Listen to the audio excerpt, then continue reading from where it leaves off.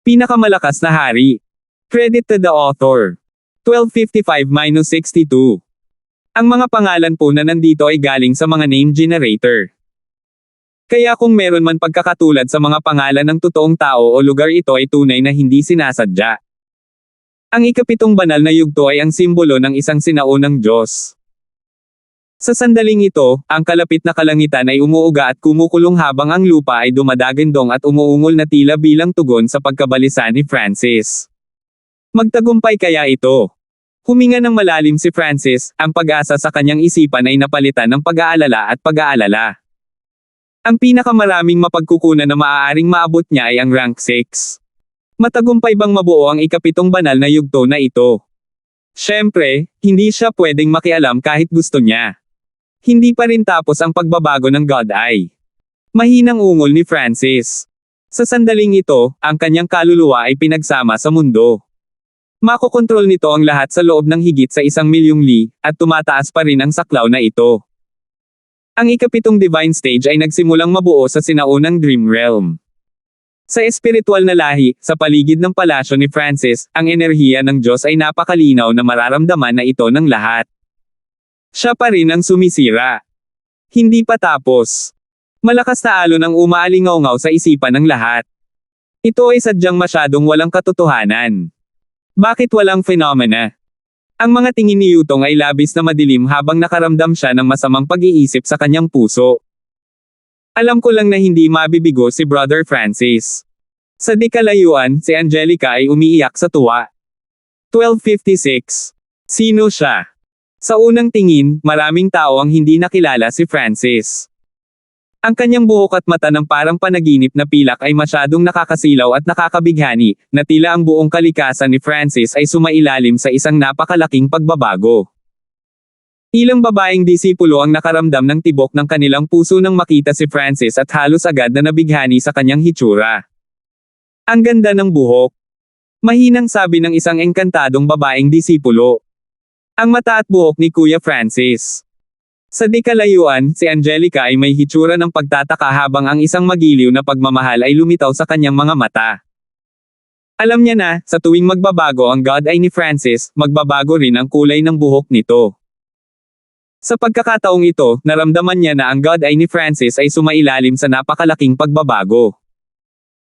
Habang nakatayo doon si Francis na may nakaka-relax na ekspresyon, na nagpapakita ng walang hangganang kumpiyansa at kawalang interes, ang kanyang nag-aalala at balisang puso ay hindi maipaliwanag na kumalma. Angelica, anong nangyari sa kanya? Tinulak ni Dayan ang balikat ni Angelica at bumulong sa gulat.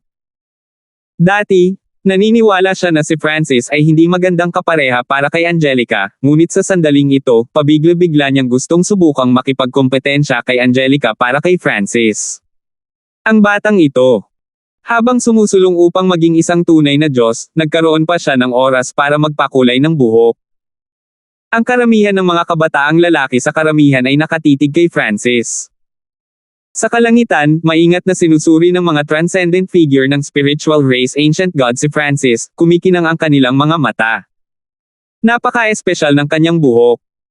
Ang bawat hibla ay tila may sariling buhay, at ang mga ito ay sumasalamin sa liwanag ayon sa nakapaligid na kapaligiran. Ano lang ang nangyari habang pumapasok siya sa heavenly divine realm?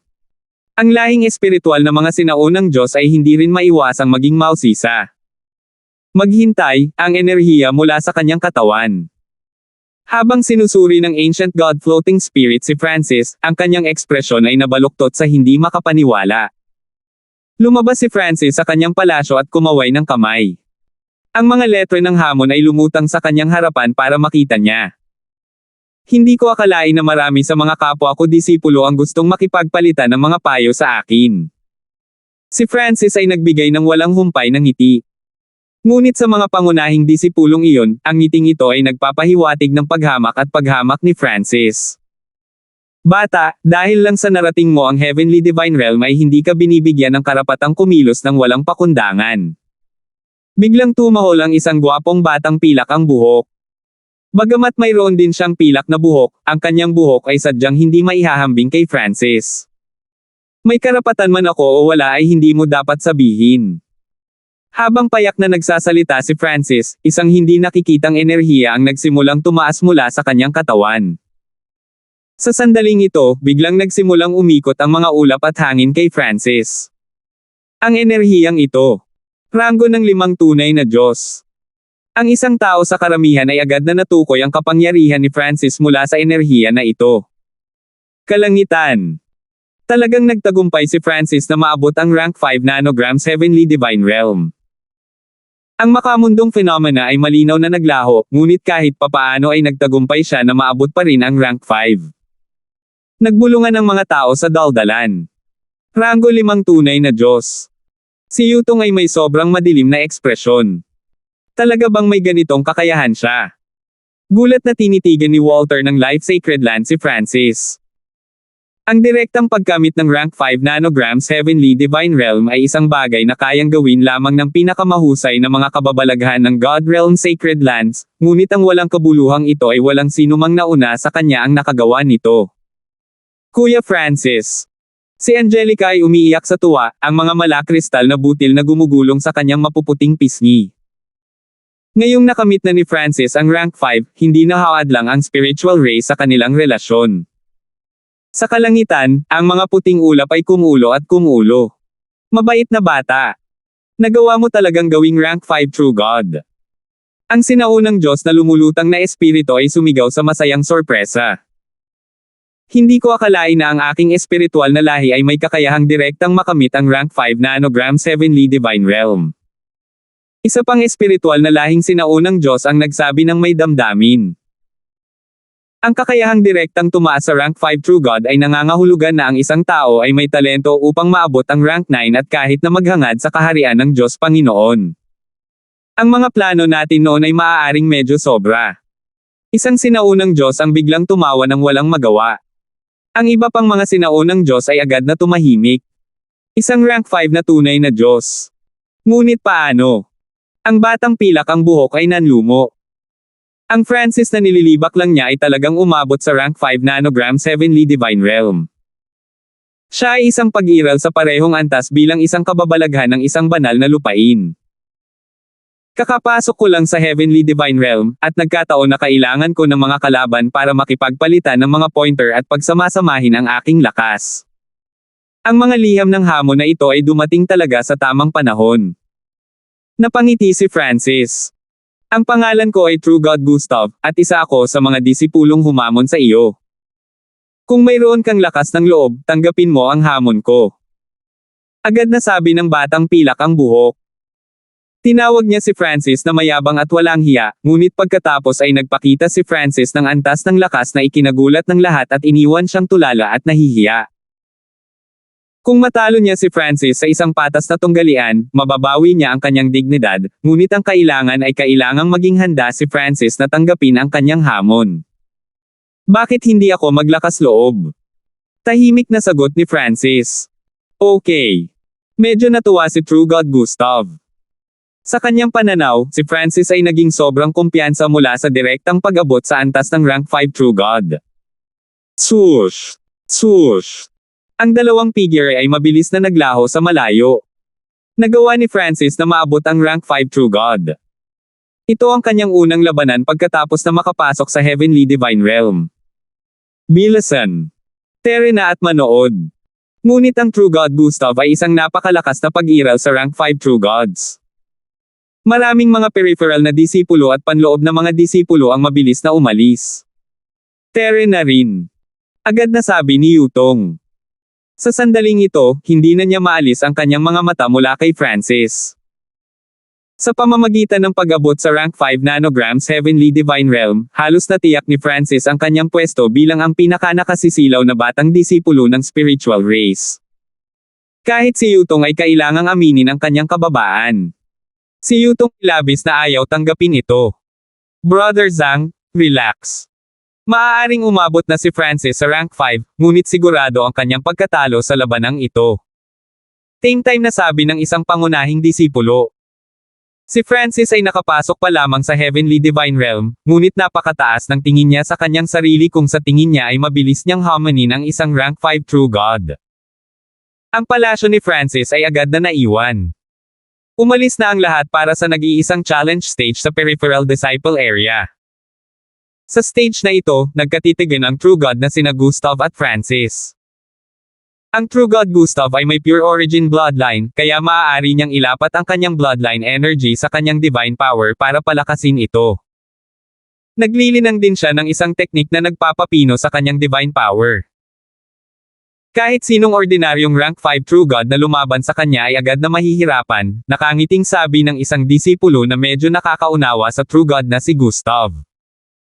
Si Francis ay maaaring magkaroon ng hindi kapani-paniwalang talento upang maabot ang rank 5 nanograms Heavenly Divine Realm, ngunit hindi siya katugma sa True God Gustav.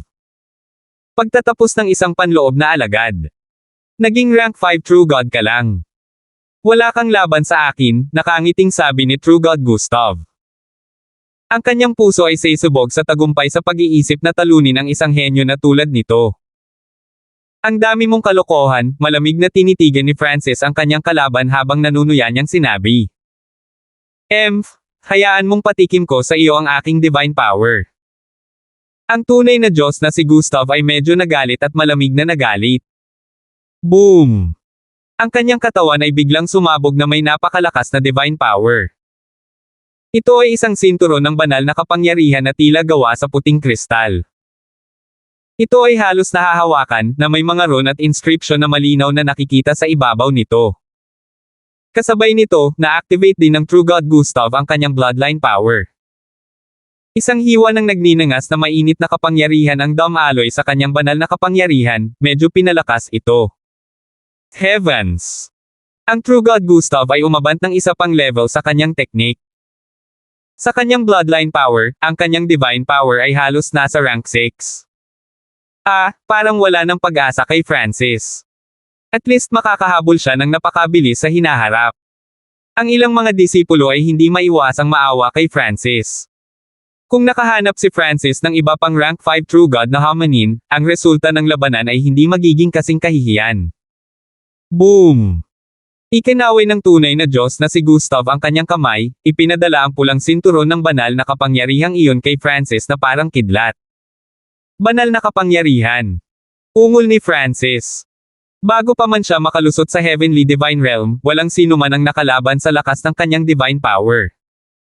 Hindi niya lang alam kung ang kanyang divine power ay maihahambing sa True God Gustav's.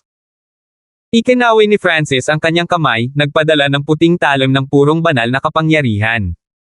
Boom! Bang! Nagsagupa ng dalawang pag-ataking ito na gawa sa purong banal na kapangyarihan. Naging rank 5 True God ka lang. Ang iyong divine power ay hindi man lang makakalaban sa aking divine power.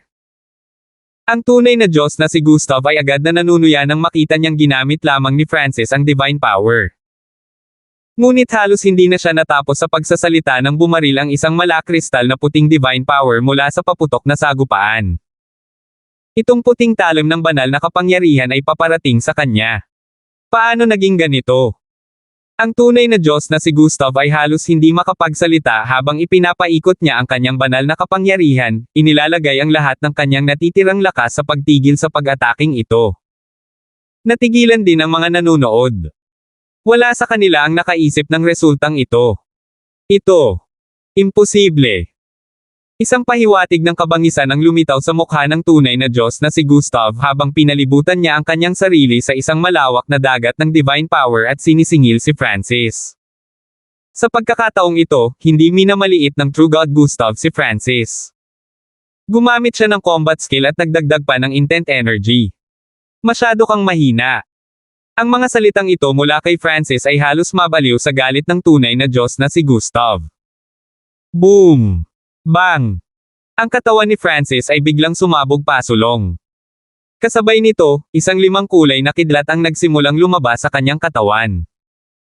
Ang kanyang katawan ay tila nag-transform sa isang 5 kulay na dragon. Brerum! Isang bahid ng 5 kulay na kidlat ang tumama sa katawan ni True God Gustav. Ang kapangyarihan sa paligid ng True God Gustav ay agad na nullipol. Bumagsak sa lupa ang kanyang katawan, nasunog na itim. Natahimik ang lupa at langit. Ang pagkatalo sa tunay na Diyos na si Gustav sa isang suntok. Ito ba ay isang tagumpay na kayang gawin ng isang taong naging rank 5 true God? Ang mga pangunahing disipulo ay umiling sa hindi paniniwala. Ito ay imposible. Si Walter ng Life Sacred Land ay namangha din. Napakalakas, napakagwapo. Maraming babaeng disipulo ang nabighani kaagad sa pagganap ni Francis. Masyadong mahina, mahinang sabi ni Francis. Ang mga salitang ito ay agad na nagdulot ng kaguluhan sa karamihan. Masyadong mahina. Masyadong mahina. Ang mga taong iyon na minsan ay pinuntirya si Francis ngayon ay hindi nang ahas na saktan siya, at nagngagig ang kanilang mga ngipin, nanginginig ang kanilang mga katawan. Natigilan din ang mga sinaunang Diyos sa langit. Paano siya naging ganito kalakas? Nagawa ba niyang ganap na patatagin ang kanyang cultivation sa dimensyon niyang iyon? Iyon ay kung ano ang nangyari. Ang Francis na ito ay naglilinang ng isang espesyal na pamamaraan. Ang kanyang banal na kapangyarihan ay lubhang kakilakilabot, at ang mga banal na yugto na kanyang nabuo ay lahat ay hindi kapani-paniwalang matatag. Maraming sinaunang Diyos ang nagsimulang purihin si Francis at lalong nagsimulang makita siyang mas kasiya siya sa mata. Dalawa sa mga sinaunang Diyos ang biglang nagkaroon ng ideya, kunin si Francis bilang kanilang disipulo. 1257. Masyadong nakakagulat ang pagganap ni Francis. Dalawang sinaunang Diyos na nanunood mula sa langit ay nais nang kunin siya bilang isang alagad. Pagkatapos ng lahat, sa pamamagitan ng direktang pagkamit ng rank 5 nanograms Heavenly Divine Realm, napatunayan na ni Francis ang kanyang talento at potensyal. Sa hinaharap, sigurado siyang magiging rank 9 True God nang walang anumang problema. Kung swerte si Francis, nagkaroon pa siya ng pagkakataon na malampasan ang mga limitasyon ng tunay na Diyos at maabot ang antas ng Diyos na Panginoon. Ang sinumang amo ni Francis ay tiyak na tatamasahin ang napakalaking kaluwalhatian at mga benepisyo. Prayer Room. Lumakas ang enerhiya at umikot sa kalangitan. Lumitaw ang imahe ng isang matanda na 1,000 talampakan ang taas at napapaligiran ng nakasisilaw na puting ningning. Lahat ng nasa ibaba ay agad na nakaramdam ng hindi nakikitang presyon. Matanda sa sinaunang Diyos. Ang mga ekspresyon ng paggalang ay lumitaw sa mga mukha ng hindi mabilang na mga disipulo. Ang mga pangunahing disipulo ay magalang ding yumuko. Alam nilang lahat na sa pagiging rank 5 True God, tiyak na makukuha ni Francis ang atensyon ng mga sinaunang Diyos ng lahi. Kaya, ang hitsura ng eksperto sa sinaunang Diyos na ito ay hindi nakaakit ng kanilang pansin. May utos ba si Elder? Tanong ni Francis na may mahinang ngiti. Sa totoo lang, matagal nang napansin ng kanyang kaliwang mata ang spiritual race ancient gods na nanunood mula sa kalangitan. Payag ka bang maging tagapagmanang alagad ng matandang ito? Ngumiti ang matanda sa sinaunang Diyos. Ang mga sinaunang Diyos sa paligid niya ay agad nang umisi, medyo nang hihinayang sa katotohanang pinayagan nilang maunahan sila ng matandang ito. Gusto siyang kunin ng sinaunang Diyos bilang tagapagmanang disipulo. Ang mga tao sa ibaba ay nabigla. Ang pagiging alagad ng sinaunang Diyos ay isa ng napakaluwalhating gawain. Gayunpaman, ang pagiging isang tagapagmanang disipulo ay nangangahulugan na ang sinaunang Diyos na ito ay ipapamana ang lahat ng kanyang ari-arian kay Francis. Hindi mabilang na mga disipulo ang naninibugho kay Francis. Elder, pasensya na. Nais ko pa ring makipagpalitan ng mga payo sa iba pang mga disipulo ng lahi. Si Francis ay nagbigay ng sobrang walang pakialam ng ngiti, at walang bakas ng paghingi ng tawad ang makikita sa kanyang mukha. Reject. Ang mga nakapaligid na disipulo ay tumitig kay Francis nang hindi makapaniwala. Walang sino man ang umasa kay Francis na tuwirang tumanggi na maging isang tagapagmanang alagad ng sinaunang Diyos. Sa labas ng Godlords, na bihirang bigyang pansin ang mga secular na gawain, ang mga sinaunang Diyos ay ang pinakamataas na dalubhasa ng ancient desolate realm of gods, na namumuno sa buong paksayon. Ang hindi mabilang na mga quasi-gods at true gods ay maaari lamang mangarap na maging isang tagapagmanang disipulo ng sinaunang Diyos, ngunit diretsyong tumanggi si Francis. Manam. Kunin ang iyong mga posporo at isaalang-alang ang aking alok. Nakapagtataka, ang sinaunang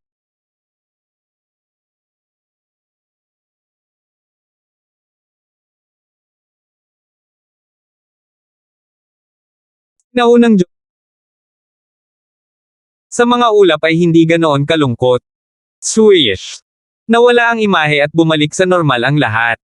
How crafty! Buti na lang at hindi pumayag ang batang iyon. Ang iba pang mga sinaunang Diyos ay nagalak. Dahil tumanggi si Francis na maging disipulo ng sinaunang Diyos na iyon, ang iba pa sa kanila ay may pagkakataon pa. Sa yugto ng hamon, si Francis ay may kalmado at kumpiyansang ekspresyon. Bago ito, sinisikap ng espiritual na lahing sinaunang Diyos na pilitin siya sa isang kompromiso kung saan sumuko siya kay Angelica. Ngayon, nais ng isang espiritual na lahing sinaunang Diyos na siya ay maging isang tagapagmanang disipulo, at ang sinaunang Diyos na ito ay hindi man lang nagalit sa direktang pagtanggi ni Francis. Ang matinding kaibahan ay nag-iwan kahit kay Francis na medyo hindi komportable. Siyempre, tumanggi si Francis dahil talagang gusto niyang ipagpatuloy ang mga laban na ito. Ang solong ito na nakatali sa rank 7 ay humantong sa isang napakalaking paglukso sa lakas, at hindi niya makontrol ang lakas na ito ng kasing dali ng gusto niya.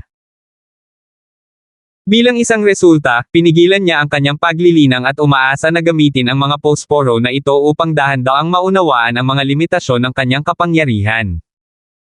Bukod dito, ang mga pangunahing disipulong ito ay nagsama-sama upang hamanin siya noong una. Hindi lang sila pakakawalan ni Francis. Ngunit ang pinakamahalagang dahilan ay si Francis ay isa ng rank 7 Ancient God, kaya walang karapatan si Elder na maging Panginoon niya. Hayaan mo. Magkakaroon ako ng laban sa iyo. Sa sandaling ito, 4 na figure ang lumitaw sa paligid ng yugto ng hamon. Lahat sila ay mga taong gustong hamanin si Francis. Bang! Isang pulang figure ang unang umakyat sa entablado, at bahagyang nanginig ang entablado habang siya ay tumalon. Espiritual na lahi na pangunahing disipulo, tunay na Diyos Norwan. Ang matipunong lalaking ito na ang katawan ay natatakpan ng pulang kulot na mga tato ay nagpahayag ng kanyang pangalan.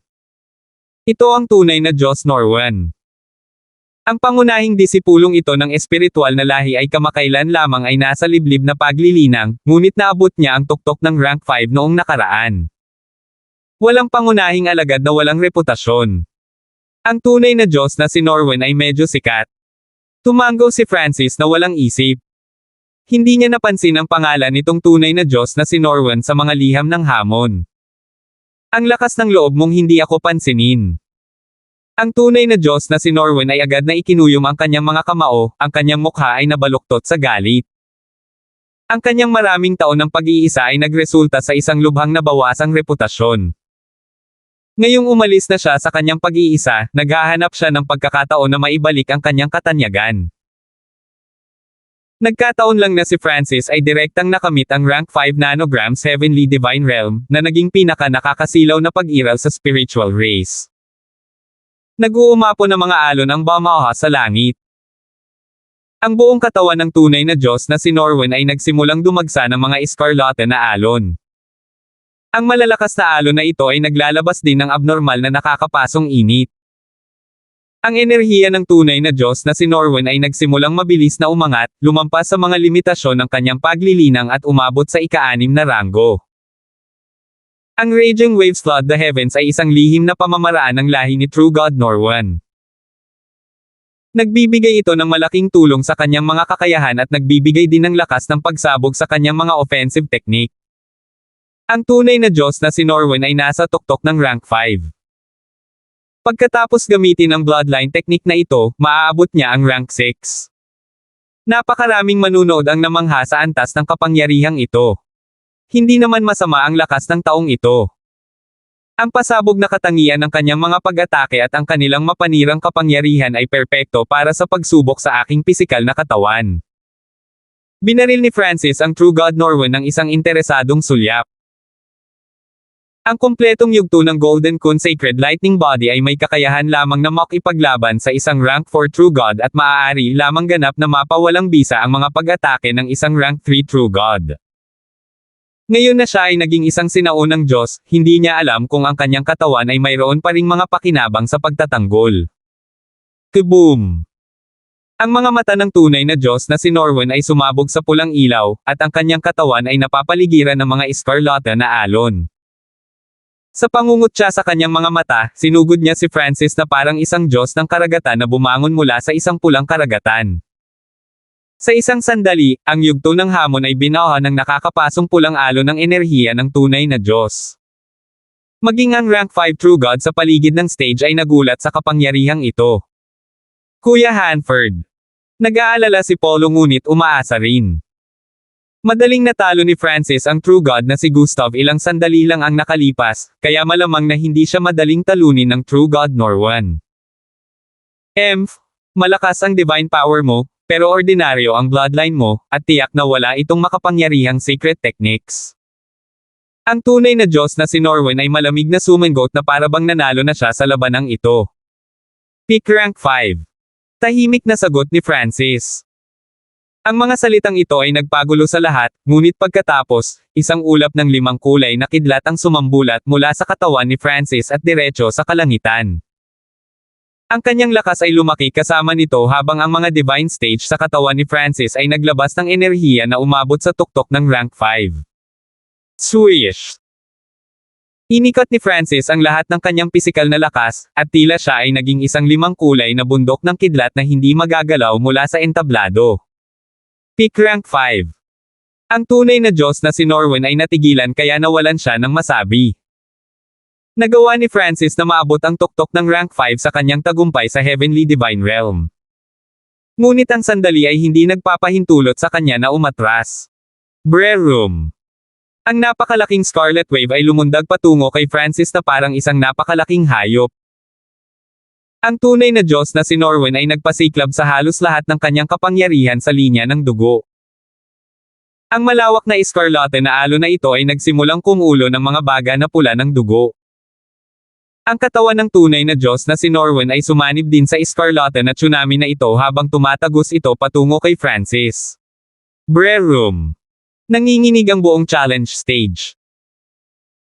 Pagkatapos ng lahat, ito lang ang yugto ng hamon sa peripheral na disipulo, kung saan 2 pick na rank 5 True God ang nakikipaglaban. Sandaling tumigil ang paghinga ng lahat habang nakatingin sa gitna ng stage. Ang nakita nila ay ang True God Norwan na bumagsak kay Francis ng may napakalaking momentum. Ang resulta ay simpleng nakakabighani. Kiklang. Ang tunay na Diyos na si Norwan ay tila bumagsak sa isang bundok ng metal. Tumpak talon-talon. Napaatras siya ng 3 hakbang. Paano naging ganito? Tumutulo ang dugo mula sa sulok ng mga labi ni tunay na Diyos Norwan habang nanginginig ang kanyang buong katawan, at napuno ng takot ang kanyang mga mata. Ngayon lang niya ginamit ang lahat ng kanyang lakas para magpakawala ng matinding pag-atake kay Francis, ngunit si Francis ay umasa lamang sa kanyang katawan upang ipagtanggol ito, at si Norwan ang nakatakas mula sa pagkakabunggo na may mabibigat na sugat. Ang iyong pag-atake ay masyadong mahina. Biglang sumulpot si Francis at binigyan ng sipa ang tunay na Diyos na si Norwan. Thud! Sa sobrang nakakahiyang paraan, ang tunay na Diyos na si Norwan ay pinaalis ni Francis sa entablado. Ikaw. Ang tunay na Diyos na si Norwan ay talagang galit na galit at may gustong sabihin, ngunit wala siyang mailabas na salita sa kanyang bibig.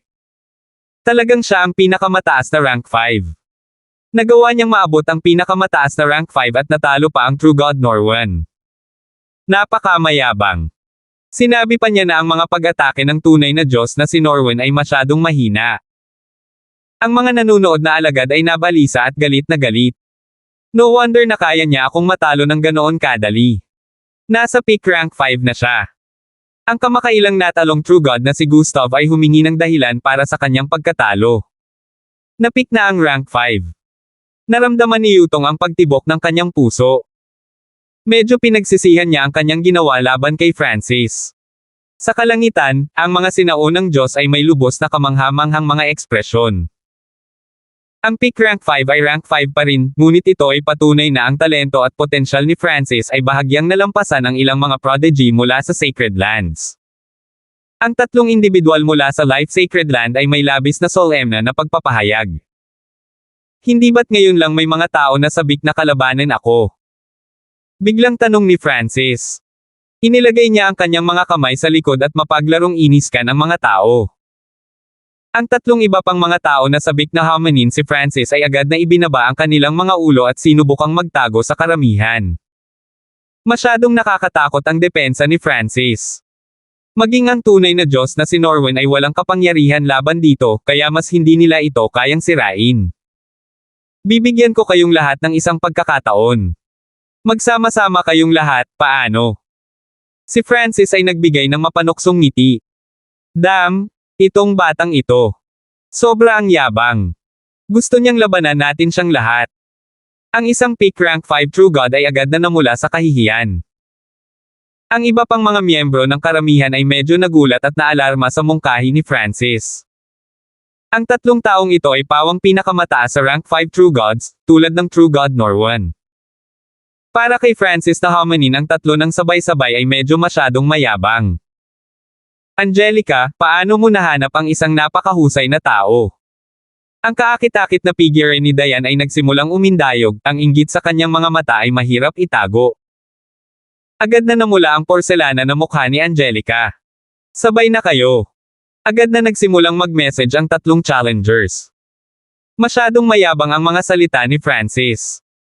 Kung hindi nila sasagutin ang hamon na ito, wala silang mukha para manatili sa espiritual na lahi. Bukod pa rito, si Francis ay mayroon lamang isang mabigat na pisikal na katawan. Kailangan lang nilang tatlo na makasigurado na may distansya para masigurong hindi sila matatalo. Kung mapipigilan nila si Francis at dahan-daang gilangin, sila na ang mananalo. Whoosh! Whoosh! Whoosh! Sa isang iglap, tumalon silang tatlo sa challenge stage. Ang tatlo ay pinakamataas na rank 5. Francis, ikaw ang nagsabi sa amin na magsama-sama. Tinutupad lang namin ang iyong kahilingan. Malamig na sabi ng isang payat na kabataan na ang balat ay natatakpan ng mga itim na batik. 1258. Francis. Binibigyang kasiyahan lang namin ang iyong kahilingan. Malamig na sabi ng payat na kabataan na ang balat ay natatakpan ng maraming itim na batik. Kung malalaman na silang tatlo ay nagtutulungan upang harapin ang isang tunay na Diyos ng parehong antas, ang kanilang mga reputasyon ay masisira. Dahil dito, bago ang labanan, nagpa siya ang kabataang ito na muling bigyang diin na si Francis ang nagnanais na sabay silang tatlo na atakihin siya. Hindi pwede. Gusto ba talaga ni Francis na hamanin ang tatlong tao sa parehong antas?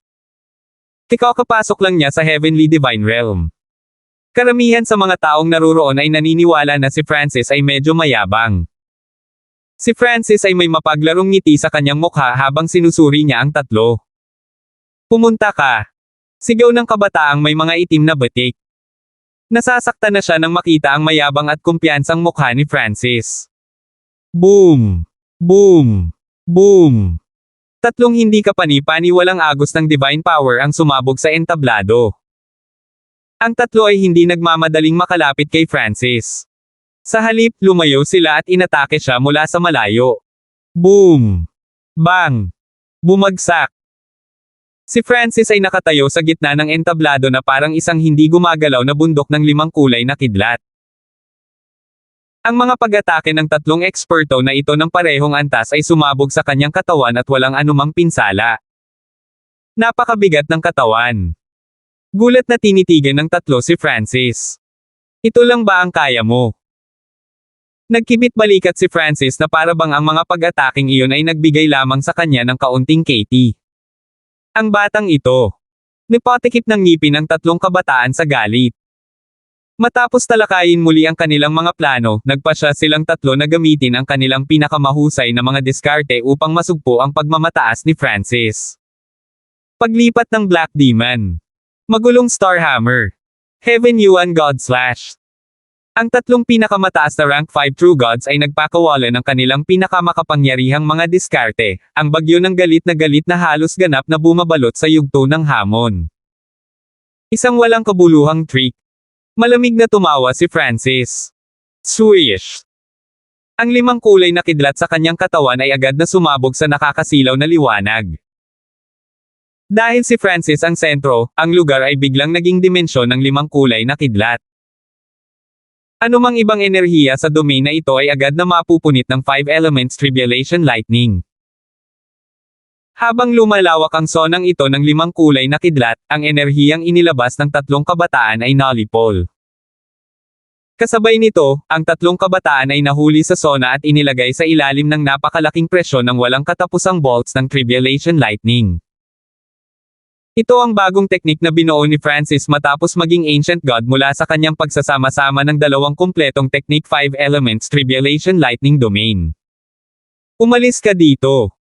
Biglang tumahol si Francis mula sa gitna ng 5 Elements Tribulation Lightning Domain. 5 kulay na kidlat ang nagdulot ng kalituhan sa domain.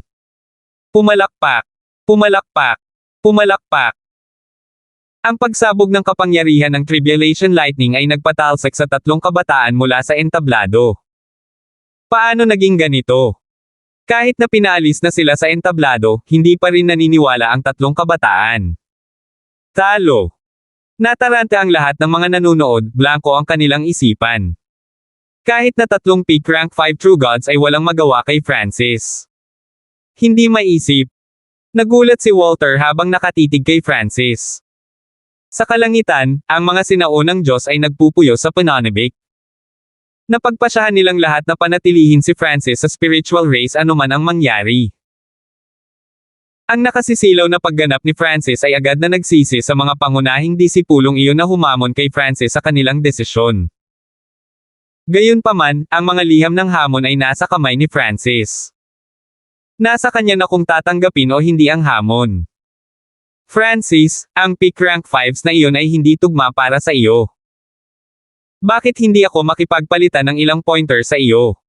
Sa sandaling ito, lumabas si Yutong mula sa karamihan. Ang pagkakaroon ng walang kabuluhang pakikipaglaban kay Francis ay magbibigay daan lamang kay Francis na mapataas ang kanyang prestihiyo.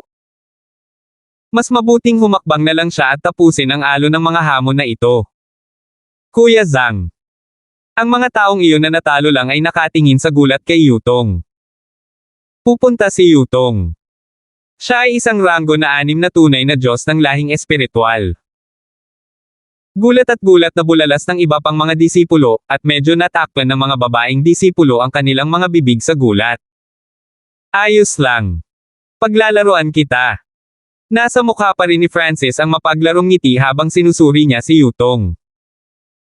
Ang kanyang mga salita ay muling nagdulot ng sigaw ng pagkaalarma mula sa karamihan. Talagang sinabi ni Francis na makikipaglaro lang siya sa rank 6 True God na si Yutong. Ang tono na ito ay parang si Francis ay isang malakas na eksperto na sumasang-ayon sa isang hamon mula sa isang mahina. Okay, laro tayo. Malamig na kumikinang ang mga mata ni Yutong, ngunit pinanatili niya ang isang walang pakialam ng ngiti habang umaakyat siya sa entablado.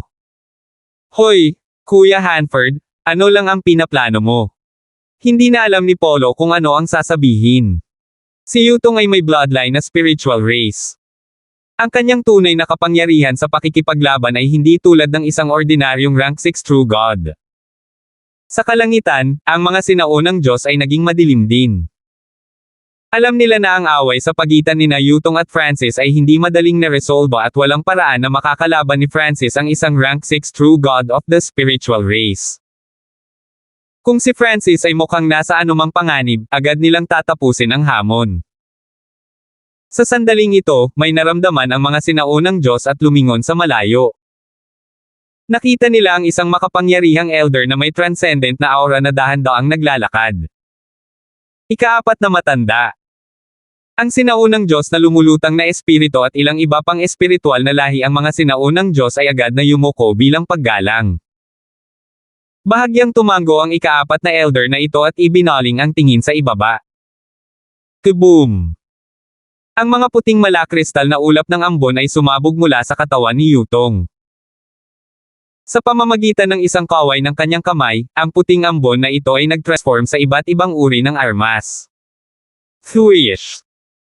Diretso si Yutong kay Francis, ang mga sandata na umaatake kay Francis ay parang mga extension ng katawan ni Yutong. Inactivate ni Francis ang defensive power ng kanyang katawan at direktang nakipagsagupaan kay Yutong. Ding-ding! Bang! Ang mga pagsabog ng mga kristal na yelo at kidlat ay lumitaw sa paligid ni Francis. Malamig ang ekspresyon ni Yutong habang mas maraming kapangyarihan ang bumuhos sa kanyang mga sandata, at ang tindi ng kanilang pag-atake ay tumaas. Ang taong ito ay napakabilis, ang kanyang mga pag-atake ay malakas, at siya ay eksperto din sa pagtatanggol. Napakagulo. Si Francis ay may bahagyang madilim na hitsura sa kanyang mukha. Medyo hindi na makayanan ng kanyang katawan ang mabangis na pananakit ni Yutong.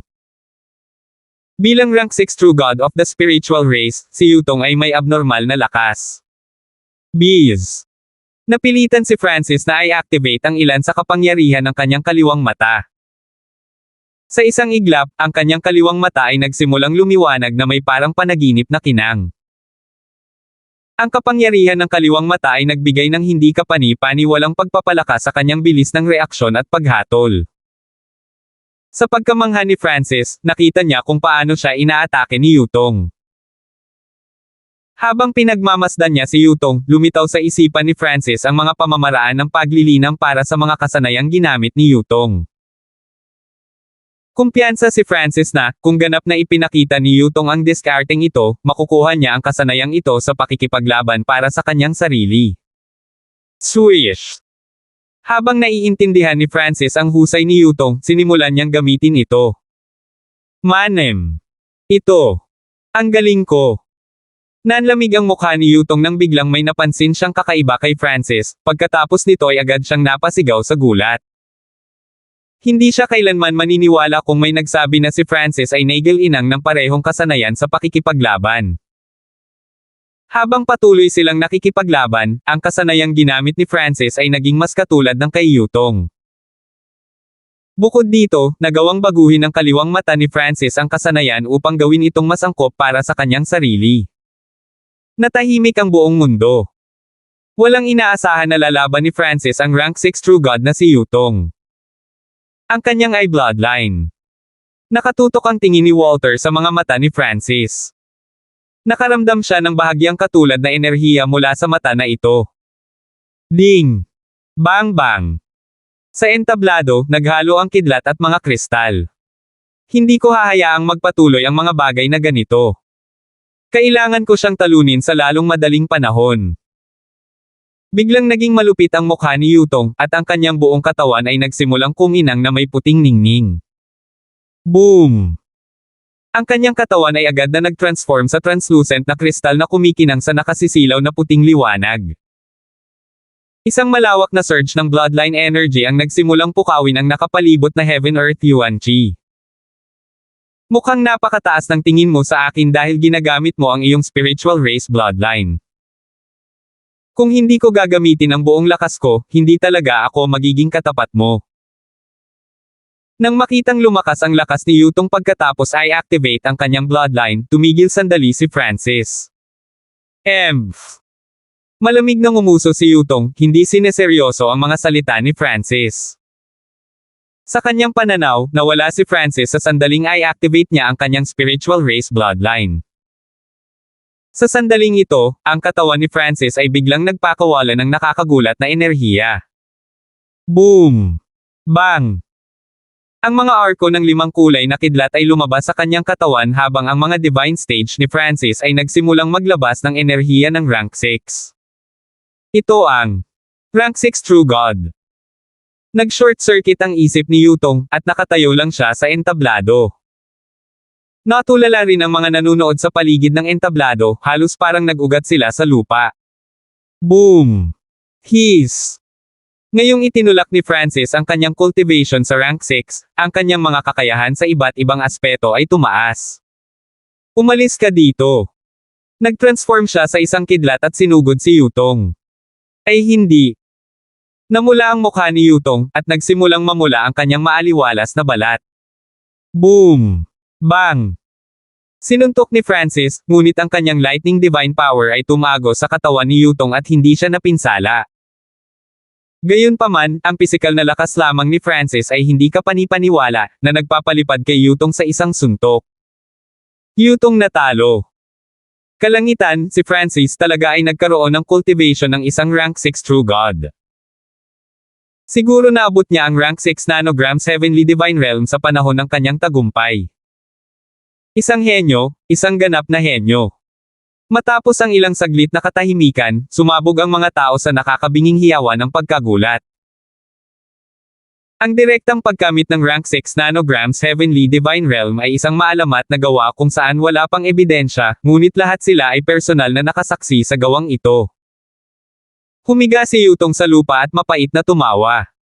Sa pagkakataong ito, tuluyan na siyang natalo. Sa likod ng umaalon na ulap, ang mga sinaunang Diyos ay natigilan at nabalisa. Sabihin mo sa akin ang lahat tungkol sa batang ito. Agad na sabi ng fourth elder ng spiritual race sa isang elder sa tabi niya.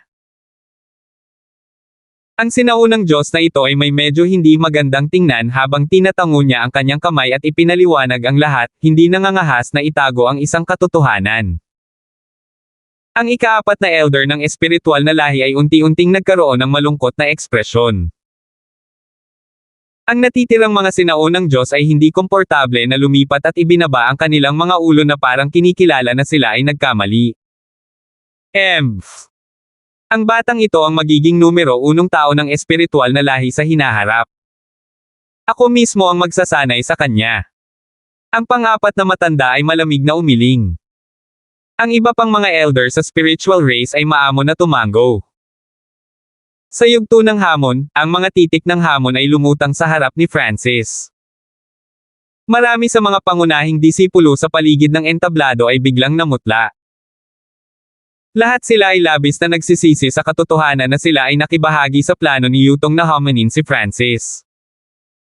Ngayon, hindi sila kalaban ni Francis, ngunit hindi rin sila naglakas loob na saktan siya. Kalimutan mo na. Masyado silang mahina. Sinuri ni Francis ang mga liham na ito, at pagkatapos ay nagpadala siya ng kaluskos ng kidlat na dumurog sa kanilang lahat. Ilang tao ang nakahinga ng maluwag nang makita ang mga liham na sinisira. Gayunpaman, ang mga salita ni Francis ay parang mga espadang bumulusok sa kanilang mga puso, ngunit wala silang magagawa tungkol dito. Ang unos ng mga hamon ay sa wakas ay natapos na. Ang reputasyon ni Francis ay tiyak na laganap sa buong Ziling Zone, marahil kahit sa ancient desolate realm of gods. Nang maniwala ang lahat na tapos na ang lahat, isang tinig ang umalingaw-ngaw sa hangin. Francis, interesado ako sa bloodline mo. Dahan daw ang humakbang pasulong si Walter ng Life Sacred Land. 1259. Ang mga sinaunang Diyos sa kalangitan ay unti-unting naging malungkot at tahimik. Itinuon ng ikaapat na elder ng espiritual na lahi ang kanyang mga mata kay Walter. Ang kapighatsang ito ng mga hamon ay malapit nang matapos, at naghahanda siyang kunin si Francis bilang kanyang disipulo. Gayunpaman, biglang humakbang si Walter ng Life Sacred Land. Ang Life Sacred Land ay ang Panginoong Paksayon ng Ziling Zone, at si Walter ay isang pangunahing disipulo ng Paksayon na ito isang pinakamataas na rank 6 na may mata ng buhay. Siya ay maraming beses na mas malakas kaysa kay Yutong. Ngayon pa lang niya nasaksihan si Francis na gumawa ng milagro pagkatapos ng milagro, ngunit itong ancient god elder ng spiritual race ay wala pa ring tiwala sa tagumpay ni Francis. Gayunpaman, nagpakita lamang ng interes si Walter sa bloodline ni Francis at gustong magkaroon ng isang nakapagtuturo na tunggalian.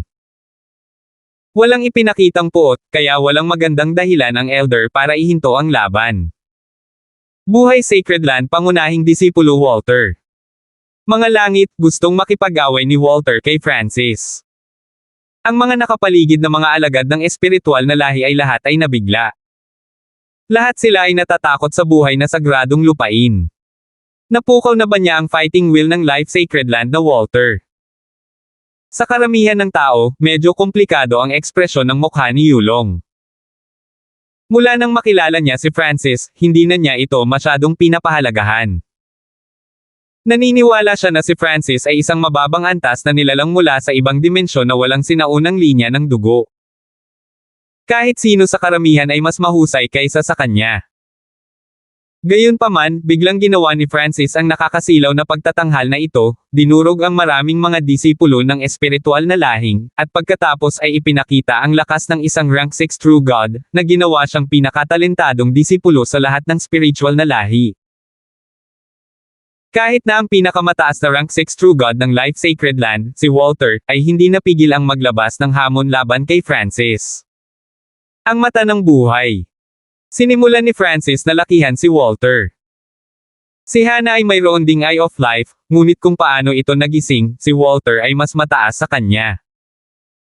At hindi tulad ni Hannah, magagamit ni Walter ang kanyang Eye of Life sa labanan. Napaka-curious din ni Francis na makita kung anong uri ng kakayahan sa pakikipaglaban ang maibibigay ng Eye of Life kay Walter. Okay. Hindi karapat-dapat sa akin ang mga taong iyon na gamitin ang kakayahan ng Eye Bloodline ko. Naging seryoso ang ekspresyon ni Francis. Ano? Ang Eye Bloodline ng batang iyon. Marami sa mga disipulo ng espiritual na lahi sa paligid ng entablado ay natigilan. Lumalabas na hindi kailanman ginamit ni Francis ang kanyang pinakamakapangyarihang Eye Bloodline sa lahat ng laban na iyon. Hindi ito maaaring. Ang mga pangunahing disipulong iyon na natalo ni Francis ay umiling na parang sinusubukang itanggi ang katotohanan ito. Ang ekspresyon ni Yutong ay naging malungkot habang ang kanyang puso ay namumula sa galit at pag-aatubili. Ang mga tingin ng spiritual race ancient gods ay agad na naging malalim at maalalahanin, na tila lubos na inaabangan ang darating na labanan. Okay. Mukhang tuwang-tuwa si Walter. Ang sobrang kumpiyansa ni Francis sa kanyang bloodline ay nagpatunay na ang mga kakayahan nito ay abnormal, na kung ano mismo ang gusto ni Walter. Boom! Biglang lumundag ang katawan ni Walter na may lakas na kasing bigat ng bundok.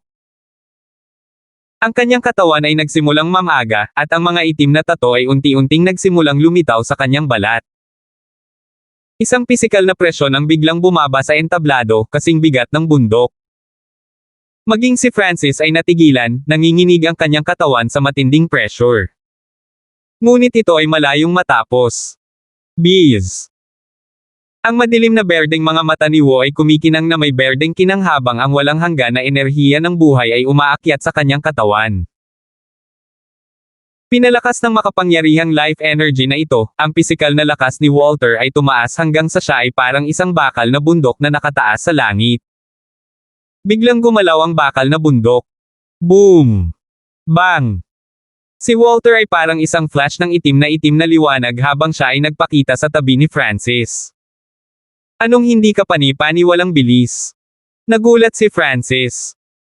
Gaya ng inaasahan, hindi maaaring maliitin ang isang henyo mula sa isang sagradong lupain. Swish! Agad na ginamit ni Francis ang kanyang Sacred Lightning Body para ilabas ang kanyang 5 Elements Tribulation Lightning Domain. Maging si Walter ay nadama na pinigilan ng 5 Elements Tribulation Lightning Domain na ito. Boom! Bang! Ang salpukan ng dalawa ay nagpakawala ng makalangit na pagsabog. Nakakatakot na lakas. Nagulat ang mga tao sa napakalaking puwersa na pinakawalan sa entablado. Nahirapan silang isipin kung gaano kalaki ang pressure na tinitiis ni Francis sa direktang paghaharap na ito kay Walter. Walter. Walter. Pumalakpak. Pumalakpak. Pumalakpak. Si Francis ay umatras ng 3 hakbang, bawat hakbang ay nag-iiwan ng malinaw na print sa entablado. Nakaramdam siya ng matinding pananakit sa kanyang mga buto, at ang kanyang mga kamay ay parang naputol dahil sa pagtanggap ng suntok ni Walter. Agad na ginamit ni Francis ang kanyang intent energy at ang kanyang hindi maaalis na konstitusyon para makabawi. Hindi ko akalain na may tao sa labas ng Sacred Land na direktang makakahawak ng isa sa mga suntok ko. Ang mga mata ni Walter ay sumabog na may layuning lumaban. Bilang isang pangunahing disipulo ng Life Sacred Land, natural niyang nilinang ang pinakamahusay na mga diskarte sa pagpino ng katawan. Kasabay ng tulong na natanggap niya mula sa iba't ibang mahahalagang halamang gamot at mata ng buhay, nakamit niya ang hindi kapani-paniwalang mga resulta sa Tao of Body Refining. Ako na ngayon. Ang kaliwang mata ni Francis ay kumislap na may parang panaginip na pilak na kinang. Sa isang iglap, kumalma ang ekspresyon ni Francis. Sa pamamagitan lamang ng pagtutok ng kaliwang mata kay Walter, masusuri niya ang napakaraming impormasyon tungkol sa kanyang kalaban. Ngunit hindi niya ginagamit ang kanyang kaliwang mata para sa pagsusuri. Forbidden Illusion Lost World. Ang kaliwang mata ni Francis ay nagpakawala ng isang kahangahangang eye intent na unti-unting nabuo sa isang ilusyon na palasyo. Bees. Isang manipis na ulap ang lumitaw sa madilim na berdeng mga mata ni Walter, ngunit ang jade belt sa kanyang baywang ay agad na naglabas ng madilim na berdeng liwanag na tumagos sa kaluluwa ni Walter. Thwish. Nilapitan ni Francis si Walter na parang kidlat, ang mga daliri ng kanyang kanang kamay ay tumutunog sa lakas ng isang sinaunang linya ng dugo. Sky-penetrating finger. Ibinaon ni Francis ang isang daliri sa dibdib ni Walter. Napakalakas ng Soul Eye Bloodline Technique. Kahit na pinuprotektahan ng aking banal na artifact ang aking kaluluwa, naapektuhan pa rin ako. Sa sandaling ito, bumalik ang kailanawan sa mga mata ni Walter. Agad niyang inipon ang kanyang divine power malapit sa lugar na inaatake ni Francis. Kapla Ash. Ang daliri ni Francis na sumanib sa kanyang bloodline na kapangyarihan ay tumusok sa matibay na katawan ni Walter. Nasugatan si Walter. Ang pag-atake ni Francis ay talagang nagawang tumago sa depensa ni Walter. Ang mga disipulo ng espiritual na lahi ay napabuntong hininga sa pagkagulat. Matapos maging totoo ang kanyang pag-atake, mabilis na umatras si Francis at nagsimulang malamig na obserbahan si Walter. Hindi ka masama. Nagawa mo talagang saktan ako. Tumawa si Walter, walang pakialam sa sugat sa kanyang katawan. Sa bagay, isang iglap lang ay gumaling ang sugat na ito. Kahit na ang daliri ni Francis na pinagsama ang kanyang bloodline power at tribulation lightning energy ay hindi naging napaka-epektibo. Ngunit mukhang mas seryoso si Walter ngayon. Sinabi sa kanya ng eye bloodline technique ni Francis na ang kanyang kalaban ay napakahusay sa pag-atake ng kaluluwa. Kung sasabihin ng isang tao na may kahinaan si Walter, ito ay tungkol sa kanyang kaluluwa. Ang kanyang katawan ay sumanib sa mata ng buhay, kaya walang katapusang dumadaloy sa kanya ang sigla na nagpapatibay sa kanya. Mas malakas siya kaysa sa inaasahan ko. Ang kaliwang mata ni Francis ay nagpapahintulot sa kanya na makita ang lahat. Kumain ka ng isa pang suntok. Inactivate ni Walter ang kanyang Eye of Life at muling sinisingil si Francis. Bago pa man dumating ang suntok, naramdaman na ni Francis na ang nakakatakot na pressure na ginawa nito ay magpapabagsak sa kanya sa sahig. Sa sandaling ito, ang life intent ay umakyat sa paligid ni Francis, na nagdulot ng matitigas na berdeng baging na tumubo mula sa lupa at humawak sa kanya ng mahigpit. Si Walter ay gumamit ng Binding Eye Bloodline technique sa pamamagitan ng kanyang Eye of Life. Natigilan si Francis, at muli niyang kinumpirma na ang mga henyo ng Sacred Land ay hindi mababawasan ng tingin. Hindi makatakas, si Francis ay tila malapit na siyang durugan ni Walter. Alab ng kidlat ng Tribulation Eye. Ang hindi mabilang na puting arko ng kidlat ay nagsimulang kumalusko sa kaliwang mata ni Francis, at ang destruction intent na maaaring magwasak ng mga kaluluwa ay nagsimulang dumagsa na may malakas na ripples ng kaluluwa. Matapos gamitin ang eye bloodline technique na iyon kanina, natanto ni Francis na ang paggamit ng eye bloodline technique ay naging mas madali, at ang mga epekto ay mas malakas na ngayon. Kakrak! Isang baluktot na bolt ng Tribulation Lightning na may dalang nakakatakot na soul energy ang sumabog sa mukha ni Walter. Ah! Agad na huminto si Walter at nagsimulang sumigaw. Kahit na nakabantay na siya sa ganoong hakbang at kahit na mayroon itong kayamanan na nagpoprotekta sa kaluluwa, hindi pa rin niya natiis ang Tribulation Lightning Eye Flame ni Francis. Mabilis na nakawala si Francis sa kanyang mga pagpigil at pinaandar ang kanyang kaliwang mata. Ang napakalakas na enerhiya ng soul ay nagsimulang bumalot sa kaluluwa ni Walter.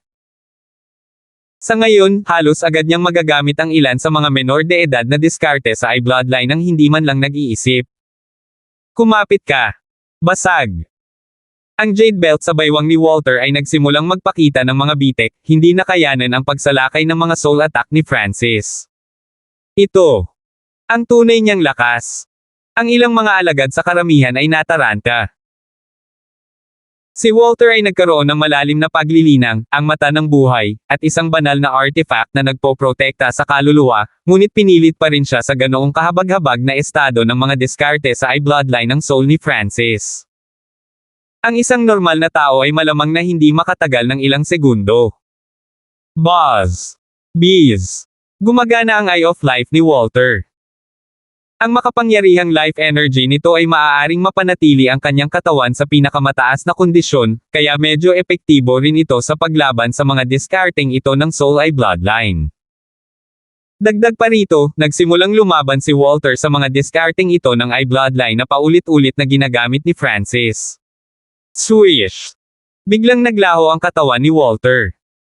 Sa susunod na sandali, lumitaw si Walter sa harap mismo ni Francis, ang kanyang Eye of Life ay baliw na umaalingaw-ngaw. Ang malakas na enerhiya ng buhay ay parang apoy na nagliliyab sa loob ng kanyang katawan. Nawasak ang langit. Pinalapot ni Walter ang isang bola ng madilim na berdeng liwanag sa kanyang palad, na naglalabas ng enerhiyang tumitibok ng puso. Napakalakas ng pamamaraan. Naramdaman ni Francis ang panganib. Ang matamaan ng pag-ataking ito ay magreresulta sa kamatayan o matinding pinsala. Parang binalak ni Walter na gamitin ang pag-ataking ito para mapagpasyahan ang kahihinatnan ng labanang ito. Pagkawatak-watek ng mata ng Diyos. Itinuon ni Francis ang kanyang tingin kay Walter at nagpadala ng surge ng silvery light. Swish! Ang enerhiya ng buhay sa paligid ng Walter ay mabilis na nawala. Ang walang hangganang sigla sa kanyang katawan ay nagsimulang sumunod. Nagsimula ring humina ang supreme technique na pinag-iipon niya ng enerhiya. Ito. Anong uri ng Eye Bloodline technique ito? Si Walter ay halos matigilan sa mga salita. Bigla niyang napagtanto na ang sigla sa kanyang katawan ay mabilis na naglalaho. Ang enerhiya ng buhay na lumalabas mula sa kanyang mata ng buhay ay kahit papaano ay hindi nakayanan ang pagkawalang ito. Nangangahulugan ito na ang kanyang mata ng buhay ay tumigil na sa pagiging kapaki-pakinabang. Ang kanyang pinakamataas na pamamaraan ay hindi kailanman makakamit ang pinakamataas na kapangyarihan nito. Hey! Bahagyang ngumiti si Francis. Ang bilis ng disintegration ay hindi maisip na mabilis ngayon. Kung wala si Walter ng Eye of Life, natapos na ni Francis ang paghiwa-hiwalay ng lahat ng enerhiya ng buhay sa kanyang katawan. Biglang itinigil ni Francis ang God Eye Disintegration. God Eye Duplication. Ang kaliwang mata ni Francis ay nagpakawala ng isang ilusyong ambon na bumabalot sa kanyang katawan. Boom! Bees! Isang walang katapusang baha ng life energy ang lumabas sa katawan ni Francis. Sa sandaling ito, naramdaman ni Francis na ang kanyang pisikal na lakas ay tumaas ng hindi bababa sa 3 beses. Swish! Gamit ang Space Intent at Lightning Intent, agad na lumitaw si Francis sa tabi ni Walter. Pinagsama-sama niya ang lahat ng enerhiya ng buhay na naduplicate niya sa kanyang 5 elements Tribulation Lightning Divine Power. Brerum. Bago pa man siya sumuntok, ang mga dragon ng kidlat ay mabangis na umaatungal sa hangin. Paano ito nangyari? Ang enerhiya ng buhay sa iyong katawan. Nakita ni Walter na imposibleng ipaliwanag ang eksena sa harap niya. Boom! Bang! Sinuntok ni Francis, nagpadala ng isang malaking dragon ng 5 kulay na kidlat sa katawan ni Walter. Kumapit ka! Basag! Nabasag ang boundary array, at ang katawan ni Walter ay itinapon ng ilang li palayo, na durog sa isang malayong palasyo. 1260. Boom! Bang! Ang boundary array sa paligid ng challenge ay nabasag habang ang katawan ni Walter ay pinalipad ng ilang li palayo. Ang suntok ni Francis ay kailangang magkaroon ng kapangyarihan na malapit sa isang sinaunang Diyos kung nagawa nitong mapalipad si Walter. Ito. Ang taong ito ay masyadong nakakatakot. Ilang mga pangunahing disipulo ang nakalunok ng kanilang laway habang iniisip nila kung paano naging sila iyon. Kung nataman sila ng suntok na iyon, walang paraan na makalabas sila ng buhay. Maging si Walter ay natalo. Lalong naging malungkot ang ekspresyon ni Yutong. Ang iba pang mga alagad, sa kabilang banda, ay nahirapang pigilan ang kanilang pananibik habang sila ay sumisigaw at umaatungal. Pagkatapos ng lahat, si Francis ay bahagi din ng espiritual na lahi. Sa pamamagitan ng pagkatalo sa isang henyo ng Life Sacred Land, napalakas niya ang dignidad ng espiritual na lahi. Angelica, napakagaling niya. Pinalipad niya si Walter sa isang suntok. Tuwang-tuwang tumawag si Diane, dahilan para mapangiti si Angelica. Sa challenge stage, medyo nagulat din si Francis. Ito ang unang pagkakataon mula nang magbago ang kaliwang mata niya na gumamit siya ng eye bloodline technique sa labanan. Napagtanto niya ngayon na ang mga kakayahan ng kanyang kaliwang mata ay nakatanggap ng hindi pa nagagawang tulong. Lahat ng kanyang diskarte sa eye bloodline ay mas madaling gamitin at mas kaunting enerhiya ang kinuha. Kahit na ang God Eye Disintegration at God Eye Duplication ay maaaring gamitin sa halos walang katotohanan na mga resulta. Halimbawa, ang kanyang God Eye Disintegration ay hindi na nangangailangan ng pagsusuri bago ang disintegration. Sa huli, naging sanhi ito ng ultimate technique ni Walter, Heaven Shatter, na hindi maipakita ang tunay na lakas nito. At natagpuan ni Francis na mas flexible ang paggamit ng God Eye Duplication. Noong nakaraan, ang pinakamaraming maduplicate niya ay ang teknik ng kanyang kalaban, ngunit ngayon, halos lahat ng gusto niya ay naduplicate na niya. Ngayon lang, kinopya ni Francis ang life energy na tumataas mula sa katawan ni Walter at ginamit ito para sa kanyang sariling layunin. Hindi talaga ako binaygo nito. Bahagyang ngumiti si Francis. Napakalaki ng pagbabago ng kanyang God Eye, at hindi man lang sigurado si Francis kung may iba pa siyang kakayahan na hindi pa niya natutuklasan. Swoosh! Swoosh! Ang dalawang iba pang mga disipulo mula sa Life Sacred Land ay nagpakita sa tabi ni Walter. Senior Brother Walter. Ang dalawang disipulo ay medyo natarante at hindi magandang tingnan sa kanilang mga mukha. Ayos lang ako. Tumayo si Walter at ginamit ang kanyang Eye of Life para agad na gamutin ang mga sugat sa kanyang katawan. Ang kanyang eye bloodline ay halos nasa quasi-God Eye level. Gulat na bulong ni Walter. Ang normal na eye bloodlines ay hindi kailanman magagawang gawing inutil ang kanyang Eye of Life, ngunit walang ibang ginamit si Francis kundi ang kanyang eye bloodline para talunin siya. Imposible. Kuya Walter, paano iyon? Isa sa mga alagad ng Life Sacred Land ay agad na tumanggi.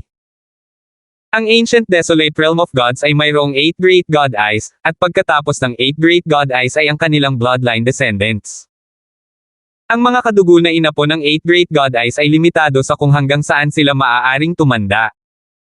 Ang limitasyong ito ay ang antas ng quasi-God Eye. Ang hakbang sa itaas ng quasi-God Eye level ay ang God Eye level. Gayunpaman, upang maging isang God Eye, kailangang patayin ng isang tao ang may-ari ng isang God Eye, kaya ang mga bloodline na inapo ng 8 Great God Eyes ay limitado sa quasi-God Eyes. Ang batang iyon ay hindi inapo ng isa sa 8 Great God Eyes, kaya paano niya naabot ang quasi-God Eye level?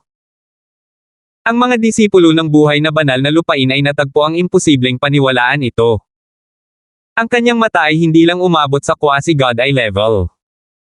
Pakiramdam ko ang kanyang mata ay may pahiwatig ng enerhiya ng mata ng Diyos. Bulong ni Walter na tanging ang dalawang disipulo ng Life Sacred Land ang makakarinig. Imposible. Gulat na bulalas ng dalawa. Tara na. Ungol ni Walter, at pagkatapos ay umalis siya kasama ang kanyang dalawang disipulo. Sa kalangitan, ang mga sinaunang Diyos ay may kamangha-manghang mga ekspresyon. Quasi-God Eye level. Isang maalalahang tingin ang lumitaw sa mga mata ng ika-4 na elder. Narinig na niya ang antas na ito dati, ngunit ngayon lang niya narinig ang tungkol sa mga inapo ng 8 Great God Eyes na umabot sa antas na ito. Hindi siya inapo ng God Eye at kakaunti ang pangunawa sa bagay na iyon, kaya hindi siya nakapagbigay ng dahilan kung bakit nagkaganito. Marahil ay naabot niya ang rank 6 nanograms Heavenly Divine Realm dahil sa quasi-God Eye level na ito. Haka-haka ng ika-4 na elder. Anuman, naabot ni Francis ang rank 6, ibig sabihin ay mayroon siyang napakataas na pagkakataon sa hinaharap na maabot ang kaharian na iyon sa itaas ng 9 na ranggo ng tunay na Diyos, ang Diyos na kaharian ng Panginoon. Ang ganitong uri ng henyo ay kailangang manatili sa espiritual na lahi at ganap na suportahan. Nang handa nang magpakita ang ika-4 na elder, bigla siyang nakaramdam ng mapang-ipong enerhiya. Naramdaman din ito ng ibang lahing espiritual na sinaunang Diyos at lumingon sa malayo. Isang matanda na may malakristal na puting buhok ang dahan-daang umaakyat.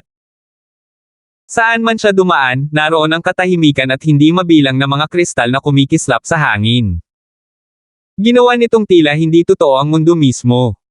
Anong nangyayari? Ang mga disipulo ng espiritual na lahi sa ibaba ay biglang nakaramdam ng nakakatakot na alon ng enerhiya na papalapit mula sa abot tanaw. Habang papalapit ang enerhiyang ito, naramdaman nila na ang lakas sa kanilang mga katawan ay nagyelo at imposibleng magamit. Sa sandaling ito, lahat sila ay naging ordinaryong tao. Agad na iniskan ng kaliwang mata ni Francis ang abot tanaw at tumutok sa matanda. Nang makita niya ang elder na ito, ang lahat ng banal na kapangyarihan sa kanyang katawan ay nanginag, at ang kanyang kaluluwa ay tila pinigilan din na parang kinikilala ang kababaan nito. Nakakatakot. Sino ang taong ito? Si Francis ay lubos na namangha sa taong ito. Swoosh swoosh. Bago pa man bumaba ang elder na may malakristal na puting buhok, ilang espiritual na lahing sinaunang Diyos ang bumaril mula sa mga ulap. Pangatlong elder. Upang isipin na ang ikatlong elder ay aalis sa pag-iisa. Lahat ng lahing espiritual na sinaunang Diyos, kasama ang ikaapat na elder, ay nagpakita ng paggalang. Ang awtoridad ng ikatlong elder ay isang antas lamang sa itaas ng ikaapat na elder, ngunit isa na siyang kalahating hakbang na Diyos na Panginoon, isang taong may pag-asa na maging Diyos na Panginoon. Magalang naming tinatanggap ka, third elder. Ang mga salita ng mga miyembro ng upper echelon ng spiritual race ay agad na nagpaunawa sa mga disipulo sa ibaba kung sino ang elder na ito. Hindi nila akalain na balang araw ay magkakaroon sila ng pagkakataong makakita ng ganoong nakakatakot na individual. Ilang mga pangunahing disipulo ang nakarinig tungkol sa ikatlong elder ng espiritual na lahi, kaya nang malaman nila na siya ang elder na ito, lalo silang naging magalang. Hindi ko akalain na pati ang third elder ng spiritual race ay darating. Ang mga pangunahing disipulo ay lubos na nag-aalala. Alam nila na nagpakita ang ikatlong elder para kay Francis, kaya naman nag-aalala sila. Alam ko ang lahat ng nangyari dito, dahan-daang nagsalita ang ikatlong elder, umaalingaw-ngaw sa kaluluwa ng lahat ng nasa spiritual na lahi ang kanyang walang pakialam na boses. Ang banal na kakayahang ito ay nagpidama ng taos-pusong paggalang sa elder na ito sa lahat ng nasa espiritual na lahi. Walang sinabi ang ikaapat na elder. Dahil lumitaw ang ikatlong elder, ang lahat ay magiging ayon sa kanyang itinakda. Sa perimeter ng spiritual race, ang Ancient God Night Dragon, na nagtatago sa ibang dimensyon, ay sapilitang pinalabas, nagsusuka ng dugo. Half-step God Lord.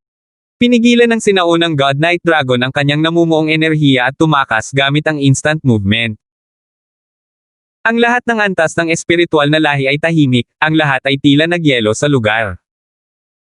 Ang mundo sa paligid ng third elder ay kumikinang sa hindi tunay na puting liwanag. Ikaw si Francis. Biglang ibinaling ng third elder ang kanyang mga mata kay Francis. Oo. Direktang sinalubong ni Francis ang tingin ng third elder. Pakiramdam niya ay guguho na ang langit mismo nang bumaba ang hindi maipaliwanag na presyon. Pakiramdam nito ay ang titig ng ikatlong elder ay katulad ng kanyang kaliwang mata, na may kakayahang makita ang lahat at obserbahan ang lahat ng mga sekreto ni Francis. Thump thump. Thump thump. Ang kaliwang mata ni Francis ay nagsimulang pumikit at pumikit habang nagbibigay ito ng init. Isang panaginip na ambon ang lumabas mula sa God Eye Dimension at tumago sa kaluluwa ni Francis. Naramdaman ni Francis ang presyon sa kanyang katawan na agad na humigit sa kalahati. Nawala rin ang pakiramdam na lahat ng nasa katawan niya ay nakikita. Bahagyang itinaas ng espiritual na lahi na pangatlong elder ang kanyang noo. Payag ka bang maging alagad ko? Isang mahinang ngiti ang ibinigay ng ikatlong elder. Bahagyang napakunot ang noo ng ikaapat na elder sa disgusto, ngunit hindi siya nang ahas na magsalita. Isa pang naghahanap na gawin siyang alagad nila. Ang ikatlong elder ng lahing espiritual, isang kalahating hakbang na Panginoong Diyos, ay gustong gawin siyang kanyang alagad. Nagkagulo ang isipan ng mga disipulo ng lahing espiritual. Dati nang tumanggi si Francis na maging disipulo ng isang ordinaryong Ancient God Elder ng spiritual race, ngunit ngayon, ang third elder ng spiritual race ay nagpakita na may layuning gawing disipulo niya si Francis. Ang mga pangunahing disipulo ay biglang nagsimulang matakot kay Francis.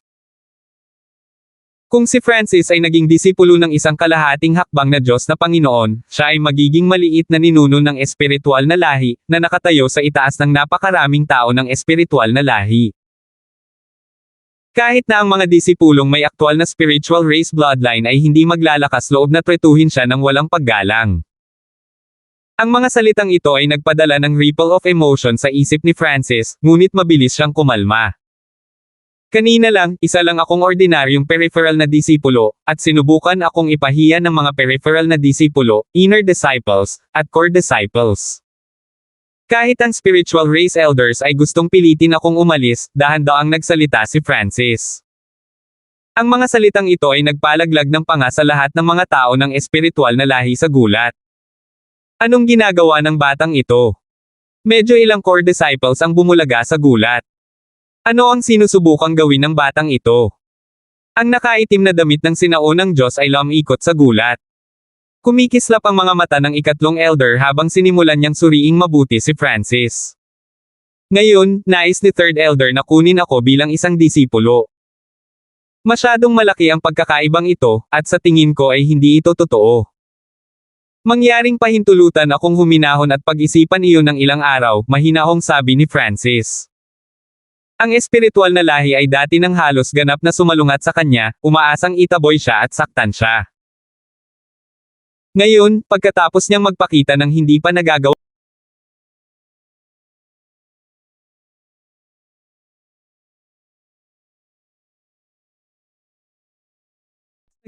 antas ng talento, gusto siya ng espiritual na lahi na i-recruit siya at gawin siyang maglingkod sa espiritual na lahi. Ito ay nagsasamantala ng labis sa kanya. Bilang karagdagan, aktwal na naabot na niya ang kaharian ng sinaunang Diyos. Malamang na hindi siya mahihirapan sa pag-abot sa God Lord Realm na nakatayo sa itaas ng 9 ranks of True God sa kanyang sarili pa rin. Kung ito ay ipinaalam, ang God Realm Sacred Lands ay maglalaban sa isa't isa para i-recruit siya, ngunit ang spiritual race ay nagpadala lamang ng isang half-step na God Lord. Sa totoo lang, hindi inisip ni Francis na ang taong ito ay may karapatang maging Panginoon niya. Ang mga salita ni Francis ay may nakapangangilabot na epekto sa lahat ng mga disipulo at maging sa mga ancient God elders ng spiritual race. Bagamat sinabi ni Francis na gusto niyang pag-isipan ito ng ilang araw, alam ng lahat na mataktikang tinatanggihan ni Francis ang alok. Tinatanggihan ang pagkakataong maging disipulo ng isang kalahating hakbang na Diyos na Panginoon. Sa sandaling ito, hindi mabilang na mga tao ang gustong lumukso at sampain si Francis. Ang pagtanggi sa mabuting hangarin ng isang kalahating hakbang na Diyos na Panginoon may maliba sa kanyang isipan. Gusto mo bang pag-isipan ito ng ilang araw? Nakatutok ang mga mata ng ikatlong elder nang bigla itong magtanong. Ang mga puting kislap ng liwanag sa kalangitan ay biglang naging mabangis at magulo. Ang malawak na pressure na pumipigil sa mundo ay sumulong na parang tsunami. Ang mga disipulo ng espiritual na lahi sa ibaba ay agad na nakaramdam ng lakas na imposibleng labanan ang pagdurog sa kanila. Ang kanilang mga katawan ay dumaing habang sila ay nasa bingit ng pagsnap, at ang kanilang mga kaluluwa ay nabugbog at nabarraged hanggang sa punto ng pagkawasak. 1261. Ang mga disipulo ng espiritual na lahi sa ibaba ay agad na nakaramdam ng lakas na imposibleng labanan ang pagdurog sa kanila. Ang kanilang mga katawan ay dumaing habang sila ay nasa bingit ng pagsnap, at ang kanilang mga kaluluwa ay nabugbog at nabarraged hanggang sa punto ng pagkawasak. Si Francis ay nagdusa sa ilalim ng presyon na sa sinuman.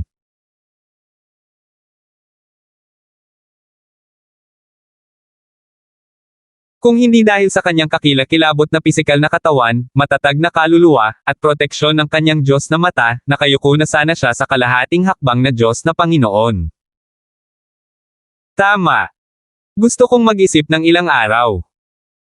Halos hindi napigilan ni Francis ang mga salitang ito mula sa pagitan ng kanyang nagngangalit na mga ngipin.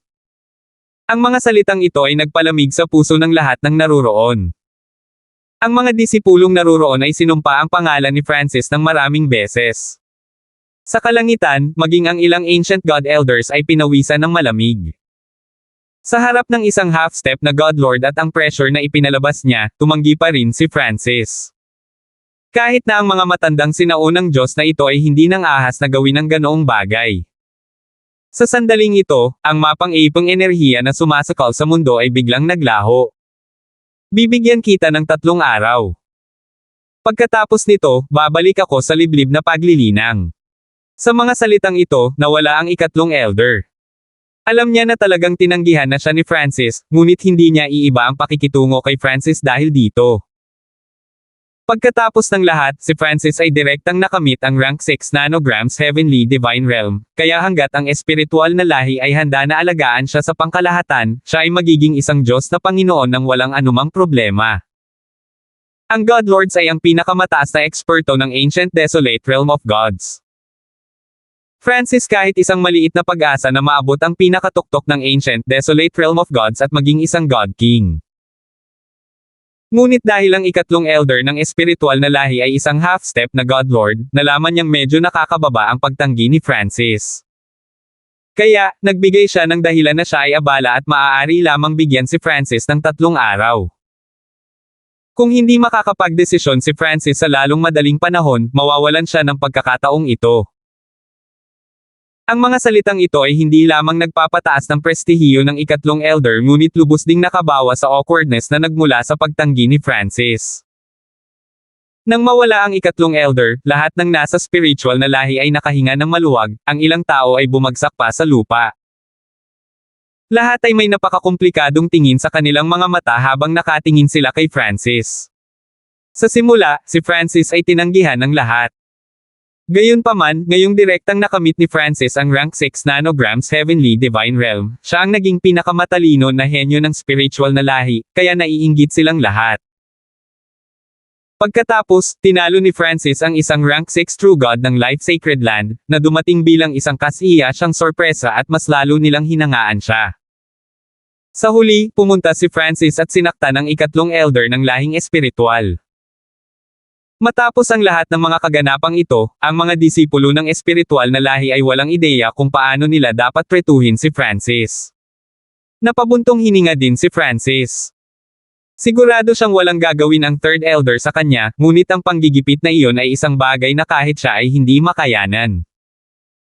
Nag-aalala siya na, kung lumipas ang sapat na oras, makikita na ng third elder ang kanyang mga lihim.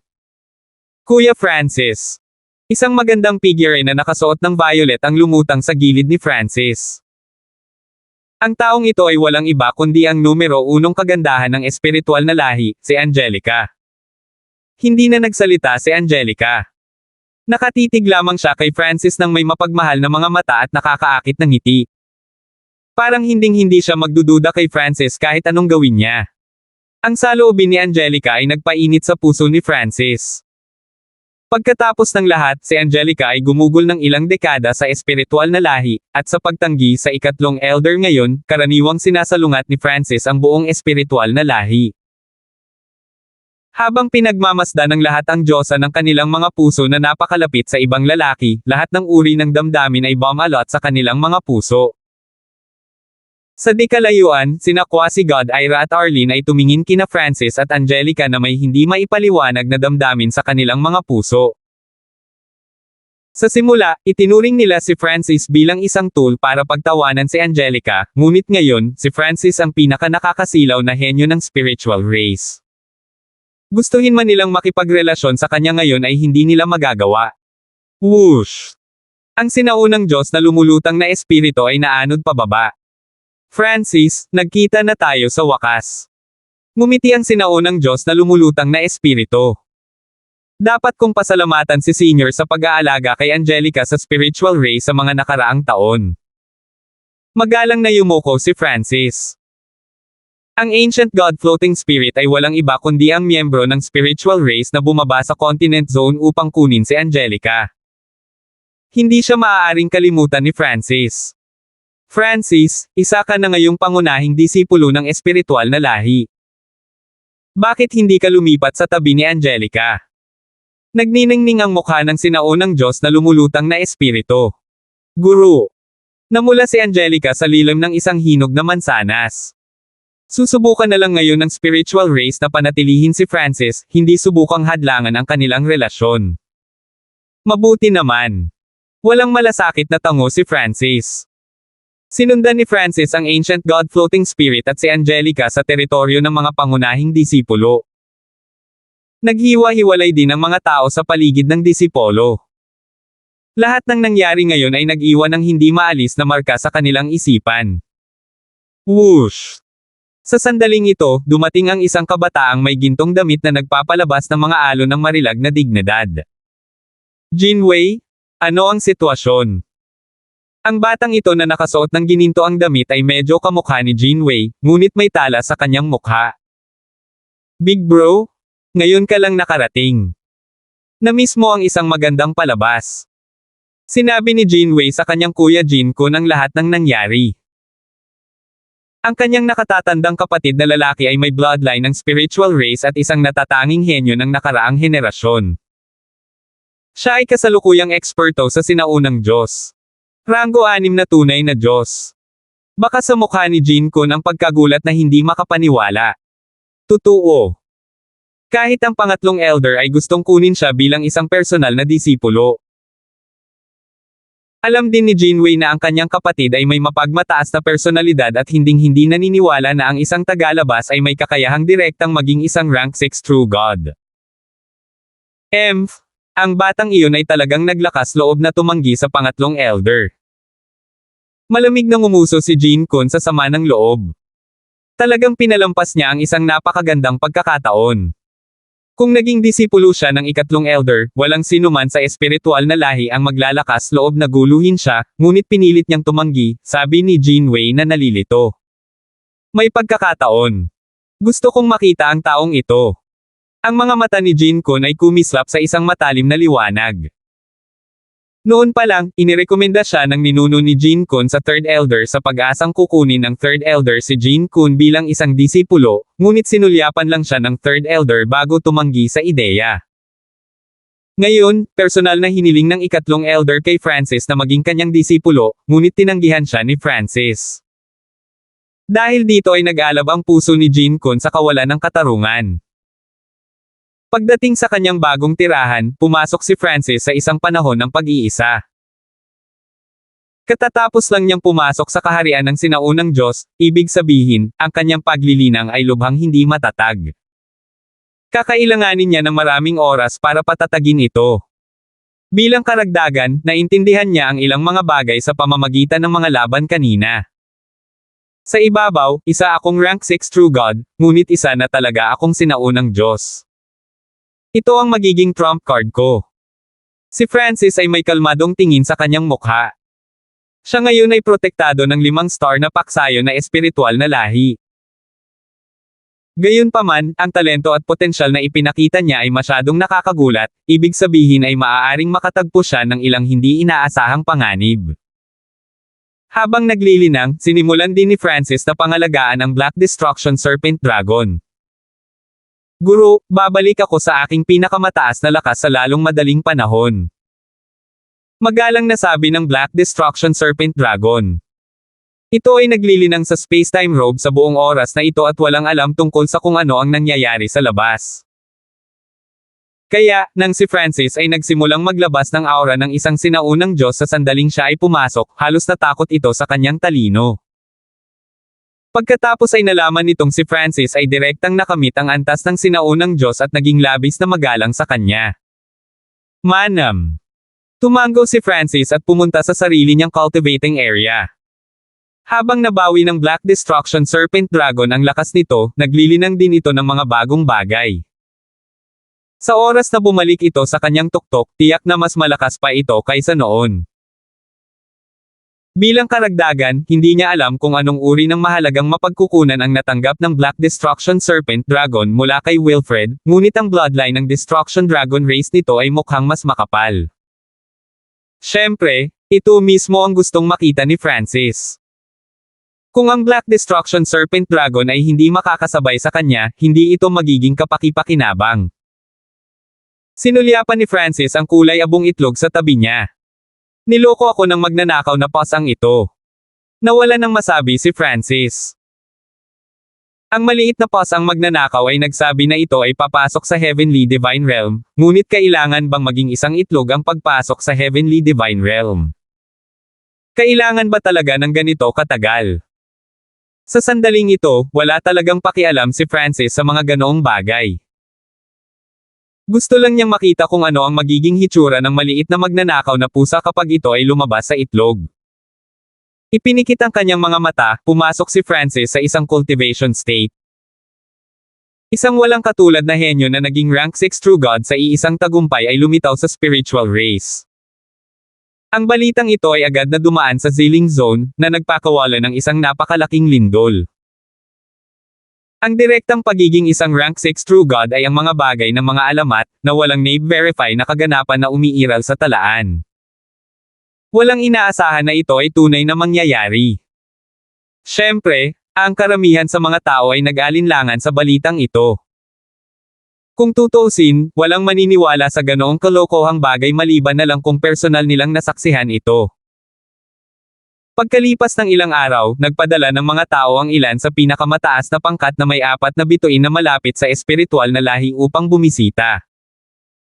Gayunpaman, si Francis ay nagkataong nasa gitna ng pag-iisa sa oras na ito. Kaya, wala ni isa sa mga bisitang ito ang nakakita mismo kay Francis. Bilang resulta, lahat sila ay naniniwala na ang henyong ito ay gawa-gawa lamang ng lahing espiritual. Ang layunin ay natural na takutin ang Blazing Gold Race. Ang Zilling Zone, nagliliyab na Gold Race. Malalim sa ilalim ng lupa, sa isang lihim na bulwagan na naglalabas ng nakakasilaw na liwanag, ang itaas na echelon ng Blazing Gold Race ay nagtipon. Ang mood sa bulwagan ay labis na mapang-api, na ang lahat ay nakatuon sa isang tao. Takot na takot sila na hindi man lang sila ng ahas na huminga ng malakas. Isang makapangyarihang matanda ang lumutang sa hangin, ang kanyang tila bakal na katawan ay nagliliyab sa gintong apoy. Siya ay isang kalahating hakbang na Diyos na Panginoon. Ipaliwanag ang sitwasyon, biglang sinabi ng half-step na God Lord of the Blazing Gold Race. Batay sa mga ulat ng ating mga especially iya sa spiritual race, talagang mayroong isang tinatawag na Francis na nagawang maabot ang rank 6 nanograms Heavenly Divine Realm sa kanyang tagumpay. Sabi ng isang medyo may edad na lalaki sa ibaba. Ang mga salitang ito ay naging sanhi ng pag-uusap sa bulwagan. Maging ang mukha ng kalahating hakbang na Diyos na Panginoon ay naging malungkot. Ang batang ito ay hindi maaaring iwanang buhay. Kailangan siyang tanggalin, kung hindi, ang Blazing Gold Race ay hinding-hindi makakapagpahinga ng maluwag. Lumitaw ang walang awa na mga ekspresyon sa mukha ng ilan sa mga miyembro ng upper echelon. Direktang nakamit ang rank 6 nanograms Heavenly Divine Realm. Isang outsider. Mahinang tanong ng half-step God Lord Elder. Tama. Tila, para sa kapakanan ng paghabol kay Angelica, ang taong ito ay pumasok sa espiritual na lahi bilang isang alagad ng manggagawa. Sinabi ng nasa katanghaliang gulang na lalaki ang lahat ng nalalaman niya. Subaybayan itong si Francis. Subukang akitin at i-recruit siya, at kung tumanggi siya, lipulin siya. Malamig na sabi ng half-step na God Lord. Sa space-time robe, binuksan ni Francis ang kanyang mga mata. Kailangan kong maghanap ng mga bagong pamamaraan ngayon, kung hindi ay magiging masyadong mabagal ang aking cultivation speed. Napabuntong hininga si Francis. Dati niyang nilinang ang 5 elemental wind lightning technique at ang golden kun sacred lightning body, ngunit pareho silang kompleto at hindi na posible na linangin. Guru, hindi na kailangang mag-alala. Ang espiritual na lahi ay isang 5-star na paksayon, at ikaw ang pinakamatalino nitong henyo. Mag-aalok sila ng anumang pamamaraan sa iyo na mangyayari na mapansin mo. Magalang na sabi ng Black Destruction Serpent Dragon. Tumango si Francis at naghanda na umalis para mahanap niya ang spiritual race para sa angkop na pamamaraan. Ngunit sa sandaling ito, nakatanggap ang kanyang kaluluwa ng isang agarang mensahe. May problema si Wilfred. Nanlamig ang mukha ni Francis sa gulat, at agad niyang ipinadala ang kanyang isip sa parang panaginip na silver ball sa kanyang God-eye dimension. 1262. Sa gitna ng isang napakalaking pinaso na bunganga sa sinaunang Dream Realm. Swish! Biglang lumitaw ang figure ni Francis. Instant movement. Sa sandaling dumating siya sa Ancient Dream Realm, agad na ginamit ni Francis ang instant movement para tumalon sa kalawakan. Lumitaw si Francis sa kalangitan 500,000 li ang layo. Ang aking instant movement ay maaari na ngayong maglakbay ng 500,000 li. Tuwang-tuwa si Francis. Ang pagpasok sa Heavenly Divine Realm ay isang proseso kung saan ang isang tao ay nakipaghalo sa langit at lupa at patuloy na nauunawaan ang kanilang mga prinsipyo. Sa puntong ito, ang space intent ni Francis ay maayos na umabot sa level 5 habang ang kanyang 5 elements intent at wind lightning intent ay umabot na lahat sa level 4. Ang kanyang lightning intent at metal intent sa partikular ay nasa bingit ng maabot ang level 5. Naramdaman din ni Francis na maaari siyang makiisa sa mundo anumang oras at gamitin ang kapangyarihan ng Ancient Dream Realm para madagdagan ang kanyang lakas. Kung makikilala niya ang kanyang sarili sa kontrol ng enerhiya ng Ancient Dream Realm, maaari niyang dagdagan pa ang distansya na maaaring ilakbay ng kanyang instant movement. Swish! Isinuot ni Francis ang space-time robe. Isang malalim na space intent na nakakabit sa kanyang katawan, na dinadala ang sarili niyang space intent sa malapit sa level 6. Sa kanyang paglalakbay, patuloy niyang naiintindihan ang space intent at ang mga prinsipyo ng Ancient Dream Realm. Unti-unti, ipinadala ni Francis ang bahagi ng kanyang isip upang makiisa sa Ancient Dream Realm. Sa sandaling ito, tila naging langit si Francis at nagawang tingnan ang kanyang sarili sa paglalakbay. Bees. Ang bahaging ito ng kanyang isip na pinagsama sa Ancient Dream Realm ay maaaring kontrolin ang enerhiya ng mundo, kabilang ang kalawakan. Agad na naramdaman ni Francis na bumagsak ang paglaban sa kanyang instant movement, na parehong tumataas ang distansya at katatagan ng spatial passage.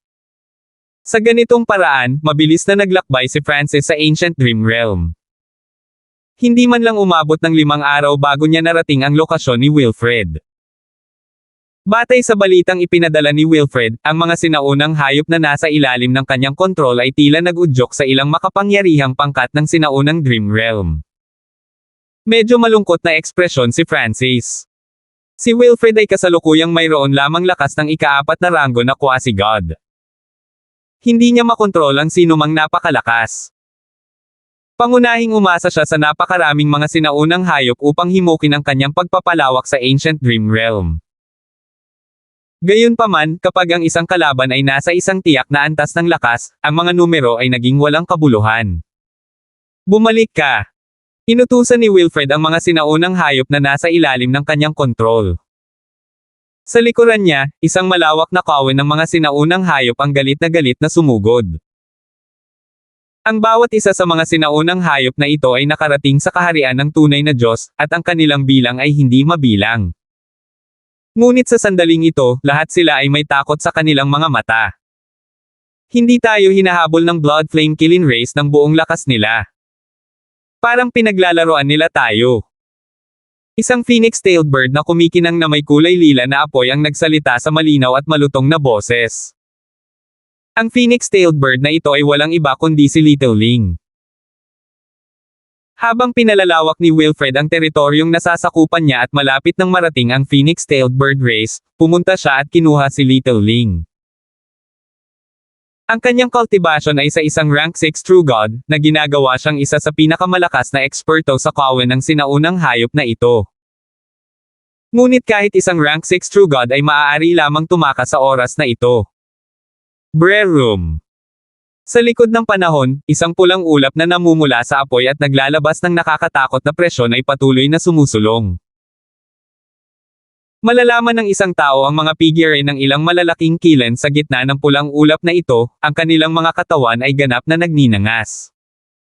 Iron Fire, nakakatamad talaga.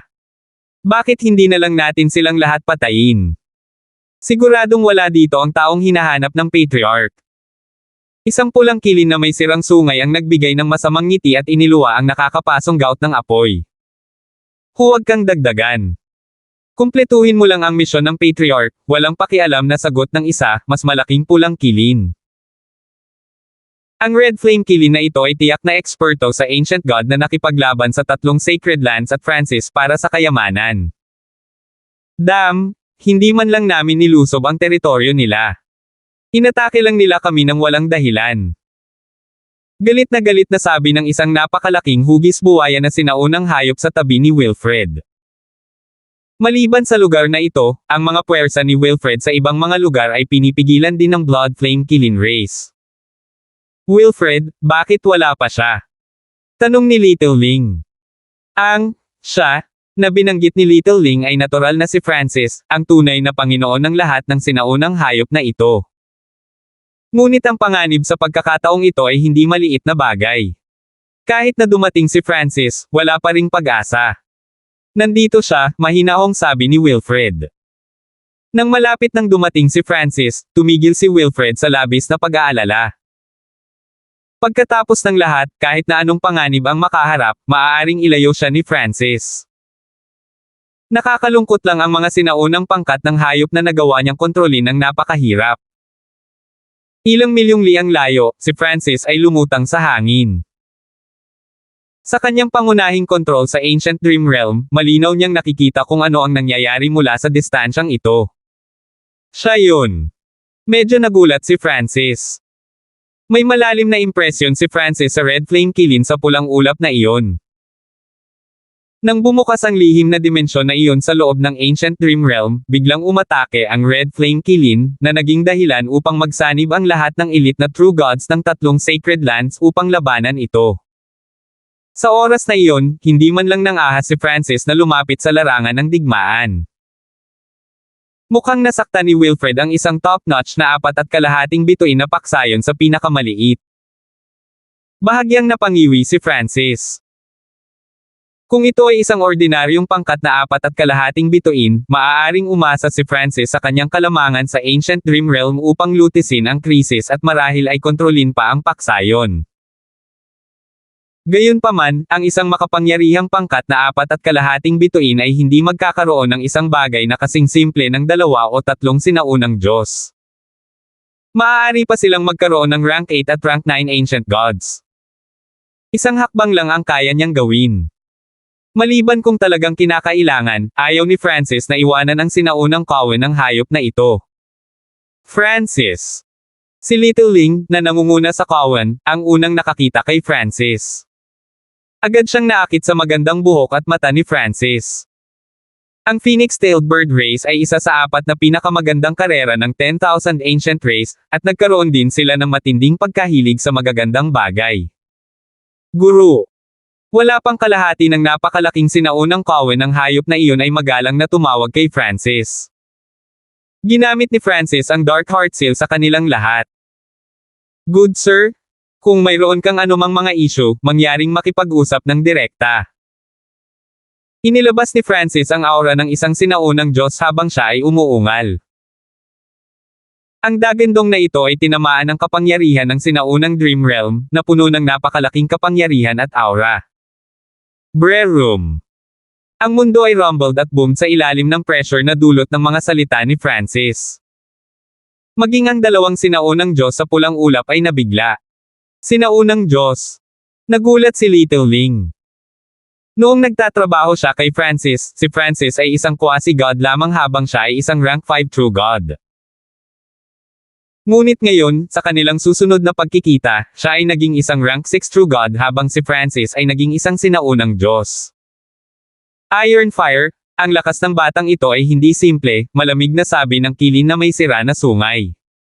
Manam. Tumango si Iron Fire. Ang enerhiya ng sinaunang Diyos ni Francis ay hindi masyadong malakas, ngunit ang makamundong panggigipit na ginawa niya ay talagang kahanga-hanga. Bumaba ang tingin ni Iron Fire sa space-time robe na suot ni Francis. The space-time robe. Isa siya sa mga taong iyon. Natigilan ang ekspresyon ng Iron Fire sa gulat. Ang karamihan sa mga taong iyon ay mga quasi-gods at true gods lamang, na ang pinakamalakas ay ang rank 5 true gods. Gayunpaman, ang taong ito na nakasuot ng space-time robe ay isang sinaunang Diyos. Nagawa ba ng may-ari ng space-time robe na mag-mature ng ganoon kabila sa loob lamang ng ilang dekada? Unti-unting kumalma ang Iron Fire. Kasunod ng utos ng Patriarch, nagpadala siya ng mensahe gamit ang isang lihim na pamamaraan. Ilang sandali pa, isang tinig na napapanahon na ang umalangaw-ngaw sa kanyang kaluluwa. Go! Labanan mo siya. Nagulat si Iron Fire, ngunit hindi siya nagtanong sa kanyang mga utos. Kaboom! Humakbang si Iron Fire, ang kanyang mga mata ay nag-aapoy sa dugong apoy habang nakatitig kay Francis. Manem!